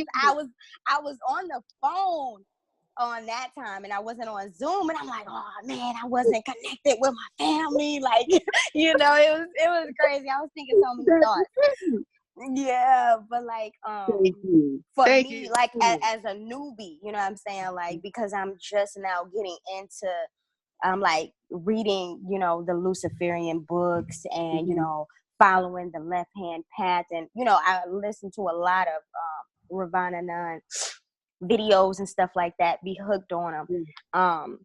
My question is, so like, say for instance, I'm out in the public and that beast want to come out, you know what I'm saying, when people do things or, you know, say certain things that trigger that part of me, you know what I'm saying, that I haven't really healed. Mm-hmm. It wants to, like the guy on here, he was saying, like, you know, it's like the hawk, like, Right. you know, you have those parts, you just be bursting Right. out. And I'll be so eager to deal with the shadow side when I'm out in public. But then when I get home, you know, everything just be all good. Like, you know, Right. I was just pissed off out in public. But like when I get home, like what was the switch? Is it the atmosphere? You know, how can I get it out when I get home? I don't know if it's because, you know, I'm always like, I don't know. It might be a ritual, I'm not sure, but like making sure the energy in my home is like protected and safe. And like, I don't know what it is, but when I get home, it's calm and cool, like smooth sailing. And I can't get it to come out, you know, like what, what is that? I don't get it. Yeah. Do I have to force it or what? I understand, because believe me, I am connecting with you right now, sis, because I understand. It was like I would be in the home and, you know, in a closed space, but, you know, when you're out, you're not only you're absorbing everybody's energy around you subconsciously, whether you know what you're doing or not. You are in an uncontrolled environment, and it might be just the way you've always done it. I mean, it's just to be the bottom line, to boil all the way down. It's just the way that you've always done. Like, I don't care who's around. If I'm mad, you know, this is exactly what's going to happen. So at that point, you know, what I would do is go into, you know, myself, and we talk a lot about maintaining your frame, and we talk a lot about drawing from your inner power. So in a part of the practice, as you said that you're a newbie on the path, you know, and a part of this practice is all about inner power. So we don't externalize our power. It's not about calling to something else to give us the fuel that we need. It comes from within. So that is going to be a part of your practice in the future. So you can start that now, you know, maintaining your frames purposely, you know, and even if you have to kind of swallow your words, take a step back, sit back, you know, just kind of breathe through it. Process it when you get home. Process it when you're in your safe space. Like you said, your house protected, you feel like your house is safe. Process that when you're in your safe space, and then it will become easier and easier and easier to control whatever happens while you're out, because you know that you're not going to deal with it now. It's still stored. I'm not saying that it's gone or it's dissipated. You still feel that way. You can't bring it out, but you can process it. You don't have to be in front of your altar feeling that same energy, you know, but you can invoke that. You can do spell work to create that environment for you if you need that. But, you know, just know that maintaining your frame is something that will help you immensely, because it's going to strengthen you continuously. So yes, absolutely. Thank you. You're welcome. Any other questions, Divine Diamond? No, I think I'm good. All right, we'll let you get back to eating. Sorry we interrupted the flow. All right. We'll be back around, though. All right. All right, let's see who's next. Let me go to Hickory. Hickory, what's good? Hi there. Hello. This has been a challenging weekend for me. Mm-hmm. I got incredible inspiration from you, Cosmic Serpent, and this topic based on past events in my life. And it inspired me to write a Ninth Immortal article that I have. And it's called Trigger That Nigga While Sipping Red Kool-Aid. That's Trina for you. I was so inspired by your energy. I've never seen you though, or heard your voice, but today I got really inspired yesterday. I sent you a copy of it just a little bit ago because I realized that you were on Facebook, so I hurried up and jumped in and sent you a copy of the inspiration. Thank you. And then today I was really excited to jump online with y'all. And then I got so fucked up in my head because I got girl issues and shit at times. Still, I battle in my head constantly on supporting women and learning how to be supportive. So today was like a super challenge, and I was fucking angry, and I was so mad, and the Taurus was ready to come out and bulldoze somebody over being on here to support another sister like this, and I was mad. Mm-hmm. And then I began to realize that I had slipped back into a mode that I go into every once in a while. It doesn't happen very often anymore, but it used to be a way of life for me to just automatically hate sisters for no fucking reason. Mm-hmm. So what I have characters in my head. I'm a writer, so I got a lot of characters and people going on at times. So Mace Windu and the Sith Lord was like having a battle in my head today. Yeah. And then finally I said, fuck it. And I jumped on here anyway. And it was so hard for me to do. I don't know why, but then when I got on and I saw you and you have my mother's skin tone. And I'm so sorry, y'all. It's all right. That's okay. That's what it's all about. Like figuring out. And my mother had a beautiful dark skin tone like yours. And it just completely disarmed the Taurus. I was so mad for no reason, just mad. And I wasn't even going to come on. And I had told Ravana Noon, I ain't coming on. Right. I'm just not doing it. I'm not going to do it, but I'm glad you did. I'm glad. Well, I had to fight me. And this was something, I've talked to my husband about this in the past, but this time I was like, I got to do it myself. So I really overcame a mountain today. Good. That's wonderful. I got past something today. I broke another trigger. Finally. I think that was I don't know why it was so hard. But I sent you a copy of that message, a copy of my inspiration, and one to Ravana Noon. And I put it's out there, but it's really, it's not, a lot of it is true. Some of it is not. I mix it all together so that people can identify family members and stuff like that. But I just wanted to say you have been a wonderful inspiration. I hadn't even met you yet.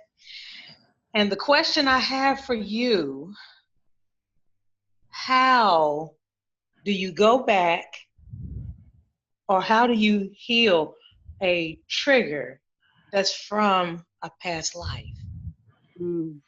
How can I?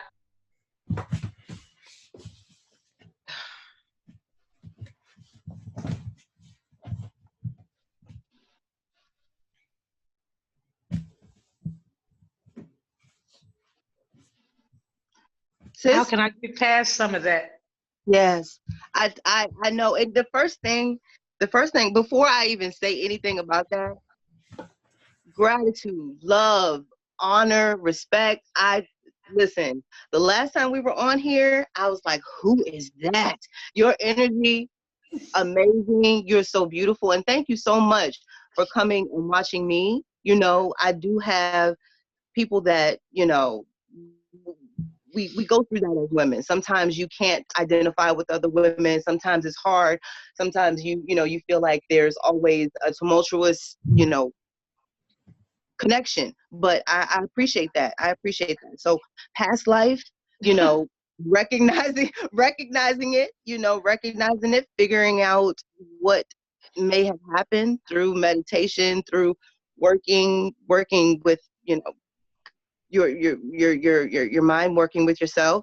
And then it's just like any other form, but I haven't really delved into that aspect because I know that when I start down that path of past life trauma healing, that I am going to need some assistance, and I think that you might be able to help me with that, and I'm not playing. So and I'm not kidding. So yes, but just digging it out, finding out what you can do you know, finding out where it comes from and what happened and dealing with it. But yes, it's, I feel it. I feel it. I don't even want to elaborate too much on that, but you know. And it doesn't happen very often anymore. I have a group, a coven, whatever you want to call them, called Oracle, and I had gotten very comfortable with the ladies in the group that I'm in. Yeah. And I was like, I gotta break that fucking comfort zone. I gotta figure out how to step out of this and start reaching out to other sisters, and then here you come with your fabulousness.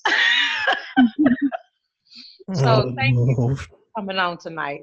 Thank you. Hey Trina, let me ask you a question real quick. Have you ever done a past life reading? No. You might want to get one. Let me know. I could do one for you, or you could find another person. You know, I don't trust just anybody now. So you know how that goes for me. So I'll be in touch with you. But I can tell you this right now. There's two things that I felt. There was two lifetimes. One, you were a male, and another one, you were a female. When you were a female, something happened to you where other females basically hurt you dramatically. Like I can see a lot of it. You belong to like another covenant, another past, and they betrayed you. That's all I'm gonna say for now. I ain't gonna say too much, damn it. All right, but just hit me up whenever you want. Okay. Okay. All right. Let's go on. Who else ain't I hit? All right. Let me go to the brother Cypher here. Hold on. This computer. Okay, there it goes. Brother Cypher, how you doing, brother? Good night. Good night. I'm doing great. Good. Good night to everyone. I'm just here enjoying the presentation. Good night, Cosmic Serpent. Hello. The presentation has been good thus far. I'm really just soaking in all the information. I really don't have a question presently. All right, cool. Just special thanks to everyone that is on here that's doing the work, and you know, just being a part of this is just very powerful to have the opportunity to just chill with like-minded persons and just hear everyone's feedback and everyone's insight on different things. And never got a chance to really thank the brother Ravana Noon for the videos that he be putting up on YouTube. Welcome, brother. Powerful information. For all those who are not aware, this is the brother who runs the page Woke Media. So if you've seen the videos he puts up on Woke Media, if not, go check it out. This is the brother right here. He does a fabulous job of editing and cutting down to certain points that are really essential. So we like to thank him too. Thank you for joining us this evening, brother. Question, brother, you live here in the States or you still in the UK? No, I'm right in New York. New York? All right, cool. All right. The accent, you know what I'm saying, threw me off there a little bit, brother. Oh no. I'm from the Caribbean originally, from South America. I knew it was either one because here's the thing. Sometimes people from the Caribbean been to England and then the two accents mix up and then I'd be like, okay, should I say England or should I say the island?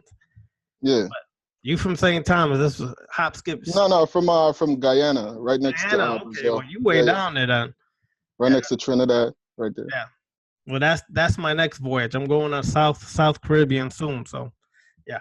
Yeah, that's what's up, man. All right, brother. Enjoying the show, enjoying the presentation. All right. Appreciate it. All right. Did we do Demetrius yet? No, we didn't do Demetrius. Did we do you yet? Not yet. All right, brother. What's up? Well, good evening to you, Cosmic Serpent. Hello, Demetrius. Thank you. Thank you for this subject. This is very powerful stuff, you know, and I commend everybody for the courage they have for doing this work. Shadow work takes a lot of courage. I don't know if I have a question directly, just a couple of comments. I wanted to respond to something that Mario had said earlier, made a statement about generational curses and whatnot. Why do Black folks cling to that nonsense right there? It has nothing to do with curses. And I know he mentioned like that. I think you addressed it too. But when you change the beliefs that you have, that ends that nonsense. That's over with. Mm-hmm. That's through that shadow work. I guess the question I would have for you is, now when I do this kind of work, of shadow work, to me it's very empowering, very energizing. I have access to more current for my sorcery. You know, I'm able to work better. Right. Is that the same experience that you have doing that kind of work? Yes, it gives me strength. It strengthens me to the point of making it easier when I do something, as far as that's not mundane. It makes me easier because I know if I can go into my psyche and dig things out and deal with them, things that I haven't told anybody, things that I've been running from myself, things that I know that could change the framework of how I live my day to day. If I let come to the surface, if I can still do that and still stand and still maintain my frame through it and still work through it, and I'm proud of myself at the end, that's a testament to my strength. So how is that not, how is that not translated to, the power that we hold sitting at our altars, to make things happen, to manifest, or to work with whatever energy that we're working with, to embody the energy that it's real, that it's happening, that you're condensing it down, and it's making change in the real world. It's just strengthening you. So yes, I do feel like this work gives me, I have my own back when I do it, and it just makes me feel invincible because it's tough. It sucks. It really does. Yes. It'll bring up stuff. I mean, there's different techniques that I use. I know someone had made a mention about, maybe stuff is buried and you can't think of what it is. One technique that I learned years ago was just manifest. Try to manifest something, and then pay very close attention to how you feel and your reactions. Little subtle things like your eye starts twitching and all kinds of crazy shit. Those are little secondary cues that are letting you know that you're out of alignment. There's something else behind that. Like let's say if you're really broke, now you're wanting to manifest some money, and you're like, yes, this is what I want. And then you do that, make a manifestation, and then you're stuttering, or you're feeling really weird in your stomach, or you feel like you're lying to yourself. Well, probably because you are. And why?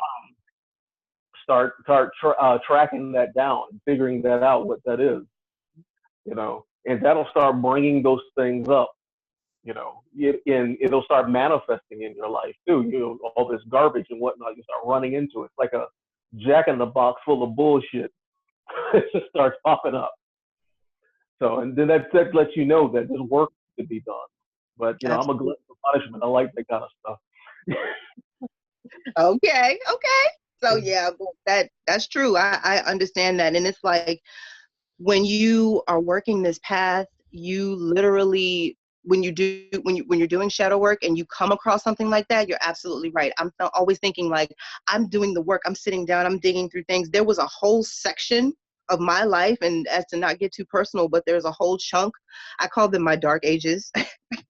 But it was a whole section of my life that I purposely put to the back. I'm like, oh, I'm going to deal with that tomorrow. So that's a part of my shadow as well. Not dealing with it in the moment, and it just nauseated me physically. So you're saying that if, you get something going on, eye twitches, movements, weird things. Yeah, it would nauseate me physically to even think about touching that. So I knew that was something that I had to dig through. I had to. Because if I had that strong of an emotion, of a physical response to an emotional tie to something that was in the past, it wasn't going to do anything besides be a detriment to my day to day. There's something there, so I totally understand. Yes. Thank you so much for saying that. I appreciate that. Yeah. Thank you for the presentation. All right. Thank you, brother. All right, let's go on to Sister Sandy. Let's see if I get this to work. Sandy, are you there? Yeah, I can hear you.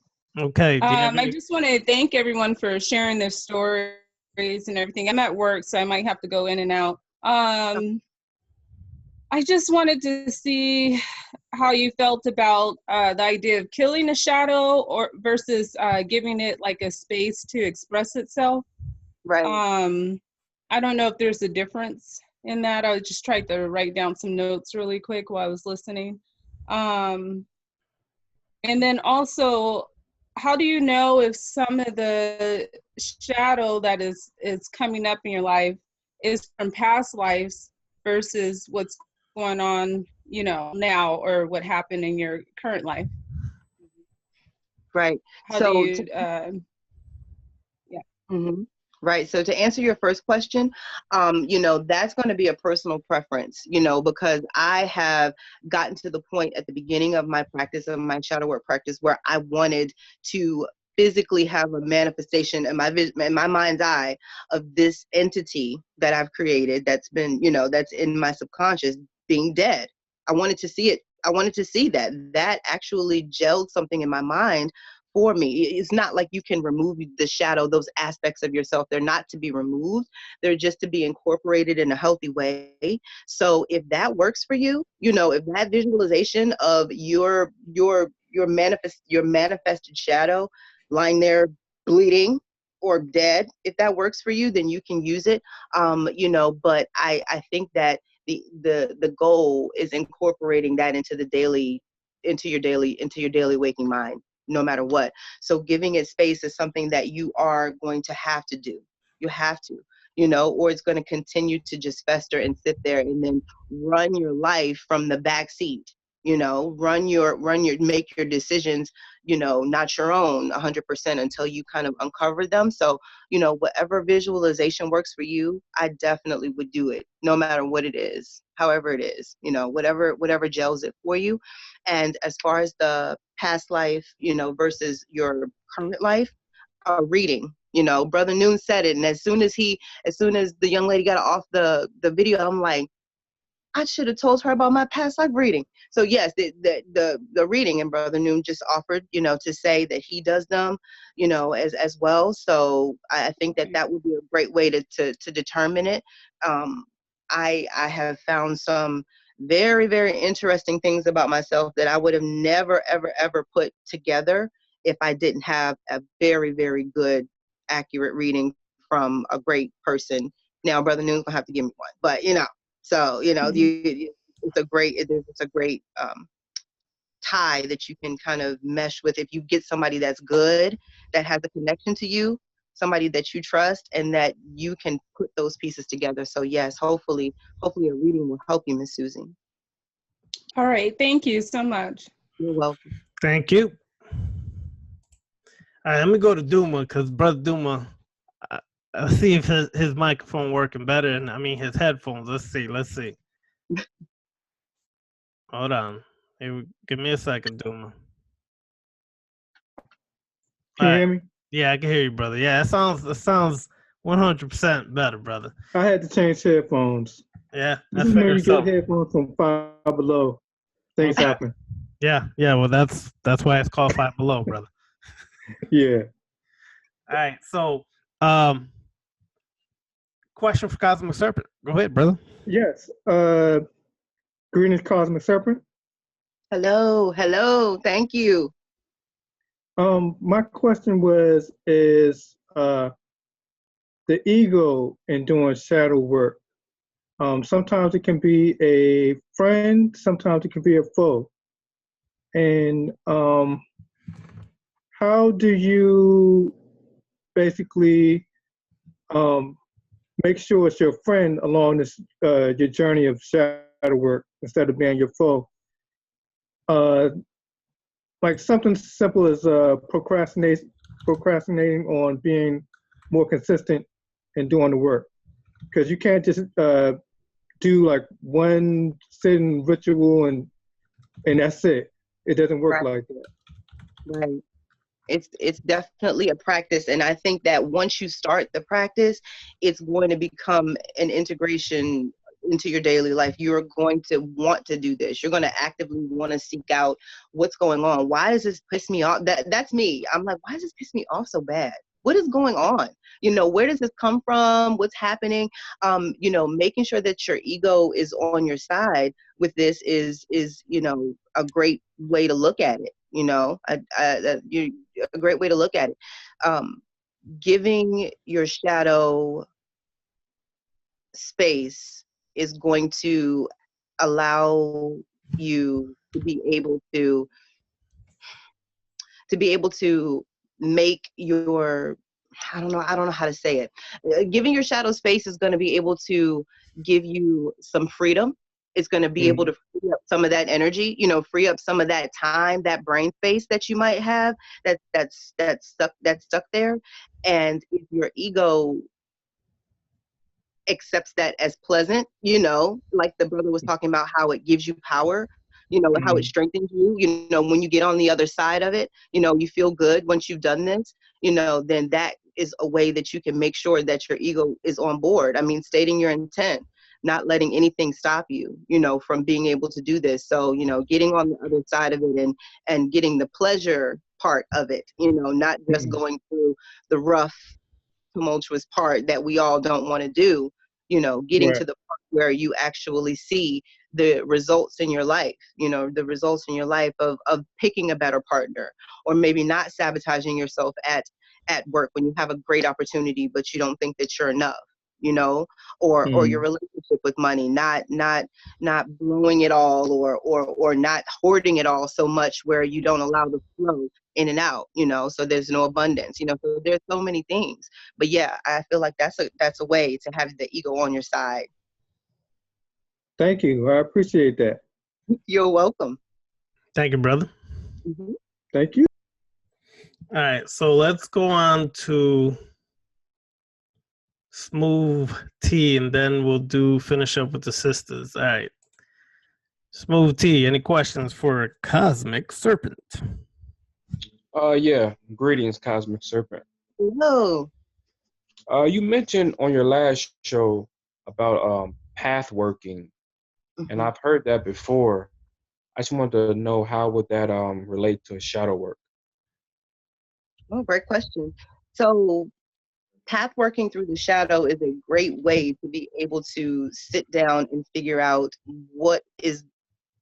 where some of this might have come from and how it's affecting you currently. So, you know, path working through anything will give you a starting point and an ending point, basically. So, you know, I use path working in my shadow work as far as that goes. It's like, you know, when I was talking about the questions that you can ask yourself. So, you know, I know that between 2002 and 2004, rocky for me. So I will latch on to an incident that I can remember, because a lot of that for me, now that I've gotten into the work and I've started to be on a path of healing, a lot of things have came up for me that I had no idea, blacked out completely, don't even remember it, didn't even happen, you know. So I will latch onto a memory that I do have, and then that will leave me, and I know it sounds cliche, but that's how I use it. It'll connect me to this and connect me to this,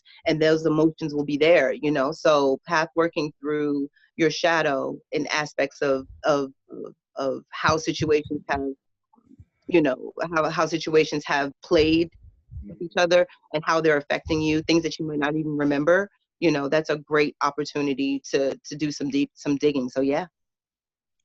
Okay. Thank you so much. You're welcome. Thank you, brother. All right, let's go to Fluffinator. Lisa, what's going on, Fluffinator? You there? Yes. I don't have any questions.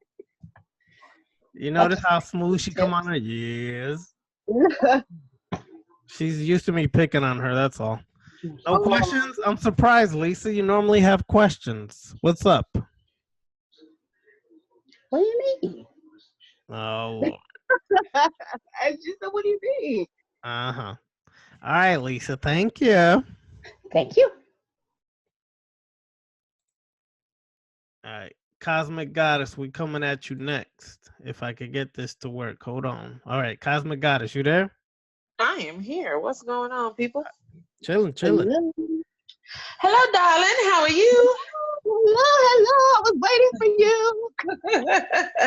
I want to say also what's up to my two other oracles on the chat, Trina and Jeff. Hello to those family members. And I also want to say to Trina, I also do Akashic record readings too. So, and I know you in your comfort zone. So if you want to hit me up, you know, you can hit me up for that. You might not have known about that because that's a new add to the repertoire. So to let you know. My question to you, my dear Cosmic Serpent, is how do you, in my experience in coaching people through dealing with their shadow work, helping them navigate the dark waters of that experience, I often notice that people don't know how to actually think. So like, right, we'll say, hey, you know, just spend some time thinking about, you know, like, where does this come from or where does that come from? And then you'll have a person say like, oh, well, you know, my mom, you know, she was like this, and then it's like, but she did the best that she could, period. Right. We're done with it. Nobody's willing to look at their mama as a slut, as a hoe, as an abusive woman, whatever the case may be. Like, nobody's willing to give her those attributes. They just always want to give the mama, oh, she did the best that she could, and we kind of just like settle with that. So what do you suggest for people who don't have the ability, they haven't cognitively formulated the ability to think their way through this shadow process? They're just like I don't know, oh, okay, because they don't know how to dive deeper in their thought process. They haven't made it to that point of being able to look at all of the different dark, shadowy aspects behind things. They don't know how to take it further into a next point. Yeah, that's a great question, because, you know, I had a people that contacted me that when I was posting about doing this video, and people contacted me to ask me like where a good place to start for a person that had no, not even the want to do it, but just had no concept of, you know, that something that's in their subconscious might be driving what's going on with them, you know. And so I always say that your triggers are a great way to start. So tell me about a time when, you know, starting that internal dialogue. Tell me about a time when this happened to you. Tell me about the relationship that you had with your mother. Was it beautiful? Was it great? Was it amazing? You know, so just starting that dialect to dig through, and then prompting them to kind of look at where they take a step back, or where they may, you know, where they may smooth it over with, oh no, my mom was an angel. She wasn't a hoe. She, like you said, you know, just where they may have those interjecting thoughts, and then using those to kind of build on what is to come. So, you know, I had a conversation with one of my friends the other day about, you know, the things that happen in their family that have been swept under the rug, with having abuse happen to her, and the person that is her abuser is still allowed in the family. They're sitting right across from her. Her family doesn't even talk about it. They don't even, you know, acknowledge the fact that she was abused by this man for years. He's there, you know, so she can't even conceptualize the idea of starting to deal with it, because her family hasn't dealt with it. So, you know, it's like starting just getting the wheels spinning, starting that dialect with the person that will provoke, you know, that will provoke them to show you some emotion, and then you can latch on to that and run with it. Most definitely. So I would think that would say that if you haven't made it to the point, if a person hasn't made it to a point where they're maybe starting to ask themselves some deeper questions, because like they might ask themselves like, why do I do this? But then they kind of don't go any further with it. I guess my thought would be that they really kind of need a little bit of hand holding to get down. Right. Absolutely.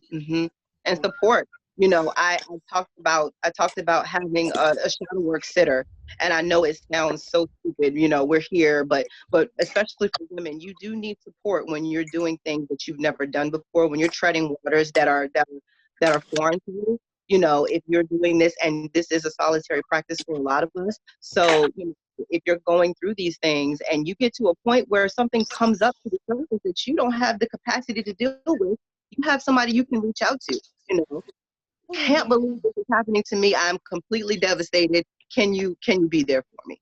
You know what I mean? So absolutely, hand holding. And I think that I have relied on you very much. Yeah, since we met the last time. So, you know, I think that you are an amazing. So, you know, I'm I so appreciate that. Thank you. I've definitely enjoyed us bonding to know each other, and because of that, I'm gonna hit you up because I have an idea, and I'm gonna hit that idea a little bit later. Yes, I'm looking forward to it. I love your spirit, your energy, sister. Thank you so much for being here. Thank you. You're welcome. Okay, well, I'm down with questions. All right, thank you. Mm-hmm. All right, let's see. Hold on. I'm still getting used to this damn thing. All right, let's see. The last on the menu is Susie Rich. Susie, how are you? Hi, everybody. Hello. Hi, Cosmic. Hello, Susie. I got on really super late, so when I came in, it was in the question phase. So I didn't get to hear Cosmic Serpent. So I hope that this time you were recording, Ravana. Yes. I got it from the beginning. So you ain't gonna miss nothing. Perfect. So I get to listen to this one. Yeah. You'll see all the way from the beginning. I just wanted to support Cosmic Serpent, even though I didn't get to hear everything. I wanted to show up. So thank you. I don't have any questions. All right. Appreciate that. That means a lot to me. Thank you so much. And I know that you were here the last time.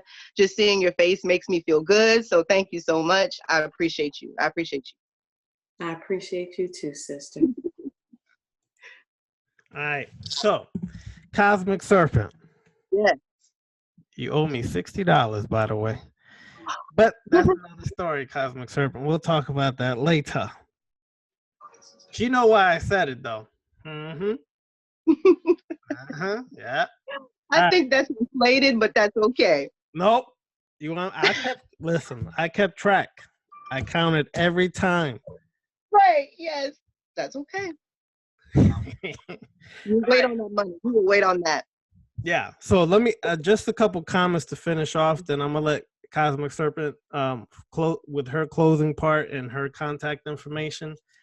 One of the things earlier when people were asking about certain things popping up in the shadow self when you're doing shadow work. Two things. Okay.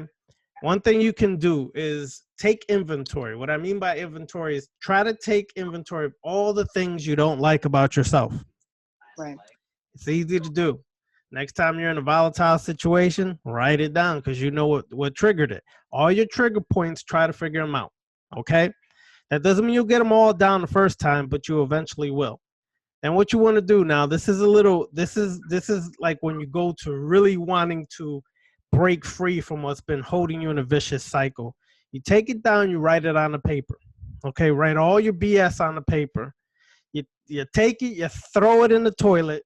You either pee on it or, the other number 2 on it and flush it all away. All right. And when you flush it, you visualize all that crap being released from you. Notice I said crap. But anyways, you release it, right? You get rid of it. Second, my brother Demetrius made a good point. Another thing too is devour it. You got to learn how to devour the things that hold you back. What does devouring actually mean? We talked about this last week. Sometimes you need support. Other times you just need to tear the sucker down. It depends on what it is exactly that's coming up and bothering you or holding you. Sometimes you need just to tear that sucker apart, and other times you just need to, some support. You need to really deal with it because it might be really embedded deeply inside you. Okay? So keep that in mind. Now we've had whoa, wait a second. We have a new individual in the house. Tiffany, is that you, Tiffany? Yes. Okay. You made it late because we are about to finish, Tiffany. I know. But we recorded it all and it'll be on YouTube in about 1 hour. Can you hear me? Yeah, I can hear you perfectly. Oh, okay. Great. I'm excited to put stuff on YouTube then. No, you good. So listen, in an hour, it should be up on YouTube because it takes a little bit to download this. I recorded it, but in an hour, it should be up on YouTube and you can watch it from beginning to end. It was a lovely, lovely class done by Cosmic Serpent. So wonderful. I'm happy you still showed up, though, showing support to the sisters. And I still appreciate that. Thank you. All right. You're welcome. So those are the two things. You got to find whatever works for you. I just gave you two examples. Find the examples that work for you when you're dealing with the shadow self. Sometimes you have to devour it, just eliminate it, destroy it. If it's really held you down, but if it's something dealing with deep down emotional trauma that comes from childhood, that sometimes takes a lot longer. You might need some support. You might need somebody to, to lean on, to who's gone through it before you.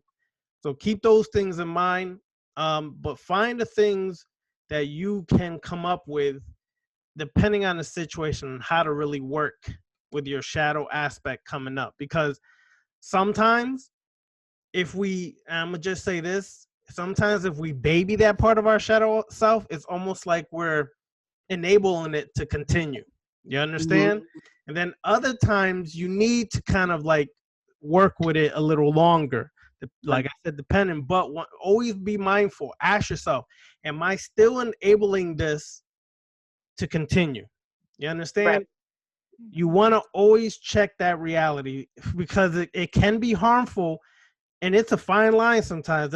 That's what the situation. It's a fine line. Sometimes we can enable it a little longer because we might baby it a little too much, right? Which means sometimes that's how much that has a hold on us. You understand? So you got to really pay attention to these things closely, because it can be something really detrimental, or sometimes we're enabling it longer because we don't want to let it go. Sometimes we like to sit in our pity.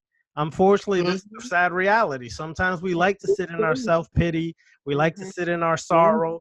We want to sit there, and we want people to, basically play along with it or just enable it for you. You understand? Sometimes you need somebody to check you into reality too and say, yo, what you doing? You know what I'm saying? Like, you still enabling this. I'm that voice that you're going to hate. Trust me, you're going to hate me.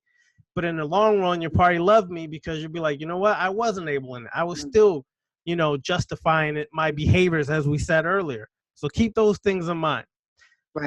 A couple announcements, then we're going to let Cosmic Serpent close it off. Next Sunday, myself, Rogue Titan, and Cosmic Serpent will be on here together. We're called the Triad of Darkness. Sounds deep, huh? Triad of Darkness. We might all come wearing Sith garb and everything else, you know what I'm saying? Got my lightsaber in the background, you know what I mean? Anyways, so that's where we're going to be next week. We haven't determined a topic, but of course we'll put it out by Monday or Tuesday.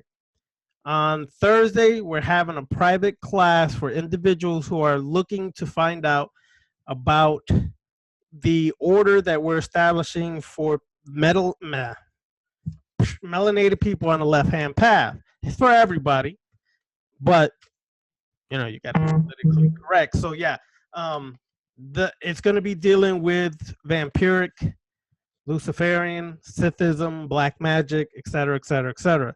So if you're interested, email me darkcultist99 for the private class. We're going to go in further, and it's an introduction for you to ask exactly what is it about, how can it work for me, and any other damn questions you've been wanting to ask myself. Cosmic Serpent, I'm gonna invite her, but she might be working. Rogue Titan hopefully will be there. That any questions you really been wanting to ask is like shit you won't ask on YouTube, you can do it Thursday night, because we don't record that one. So y'all can be raw and unchained. You hear me? Raw and unchained. Anyways, so that's Thursday. Friday, I'll be putting out another class on YouTube Live for everybody. I don't know what the topic is yet. If y'all have any ideas, hit me up. Trust me, I don't come up with topics like tomorrow and I just sit there, what kind of topic? It just hits me. Whatever hits me the day before, that's what I put up there. So those are a couple things. So again, thank you for supporting the Sister Cosmic Serpent. Cosmic Serpent, finish it off. Give them your contact information, your closing statements. Okay, so thank you guys for being here. Everybody that showed up, everybody that inboxed me that said that they were going to come, and they did. Thank you so much. I did see that someone put down in the box here, it said Instagram, so I'm at the.cosmic.serpent on Instagram. My email, thecosmicserpent7@gmail.com. Please reach out to me. If you have any comments, any feedback, any well wishes, anything, please reach out to me. I'm new on here, so I definitely love all the love and all the support. You guys are like becoming family, so it's very, very, it's lovely. And I feel all the energy, so I do appreciate all of you. So thank you so much. During your shadow work, just make sure that you're showing up for yourself. And like Brother Noon said, don't baby yourself too much. I have a softer outlook on it, but you're absolutely right. When it comes down to things like that need to be nipped in the bud, that are like that, they just need to be devoured and pushed to the side. You're absolutely right. So good luck to everyone. And thank you guys so much for being here. I appreciate all of you. Thank you. Cosmic Serpent, we're going to discuss the bill that I have for you. All right? All right, y'all. Bye, everybody. Thank you. Peace. Peace is a lie. Shit, I keep messing up myself. All right, anyway. Your own tagline. Yeah.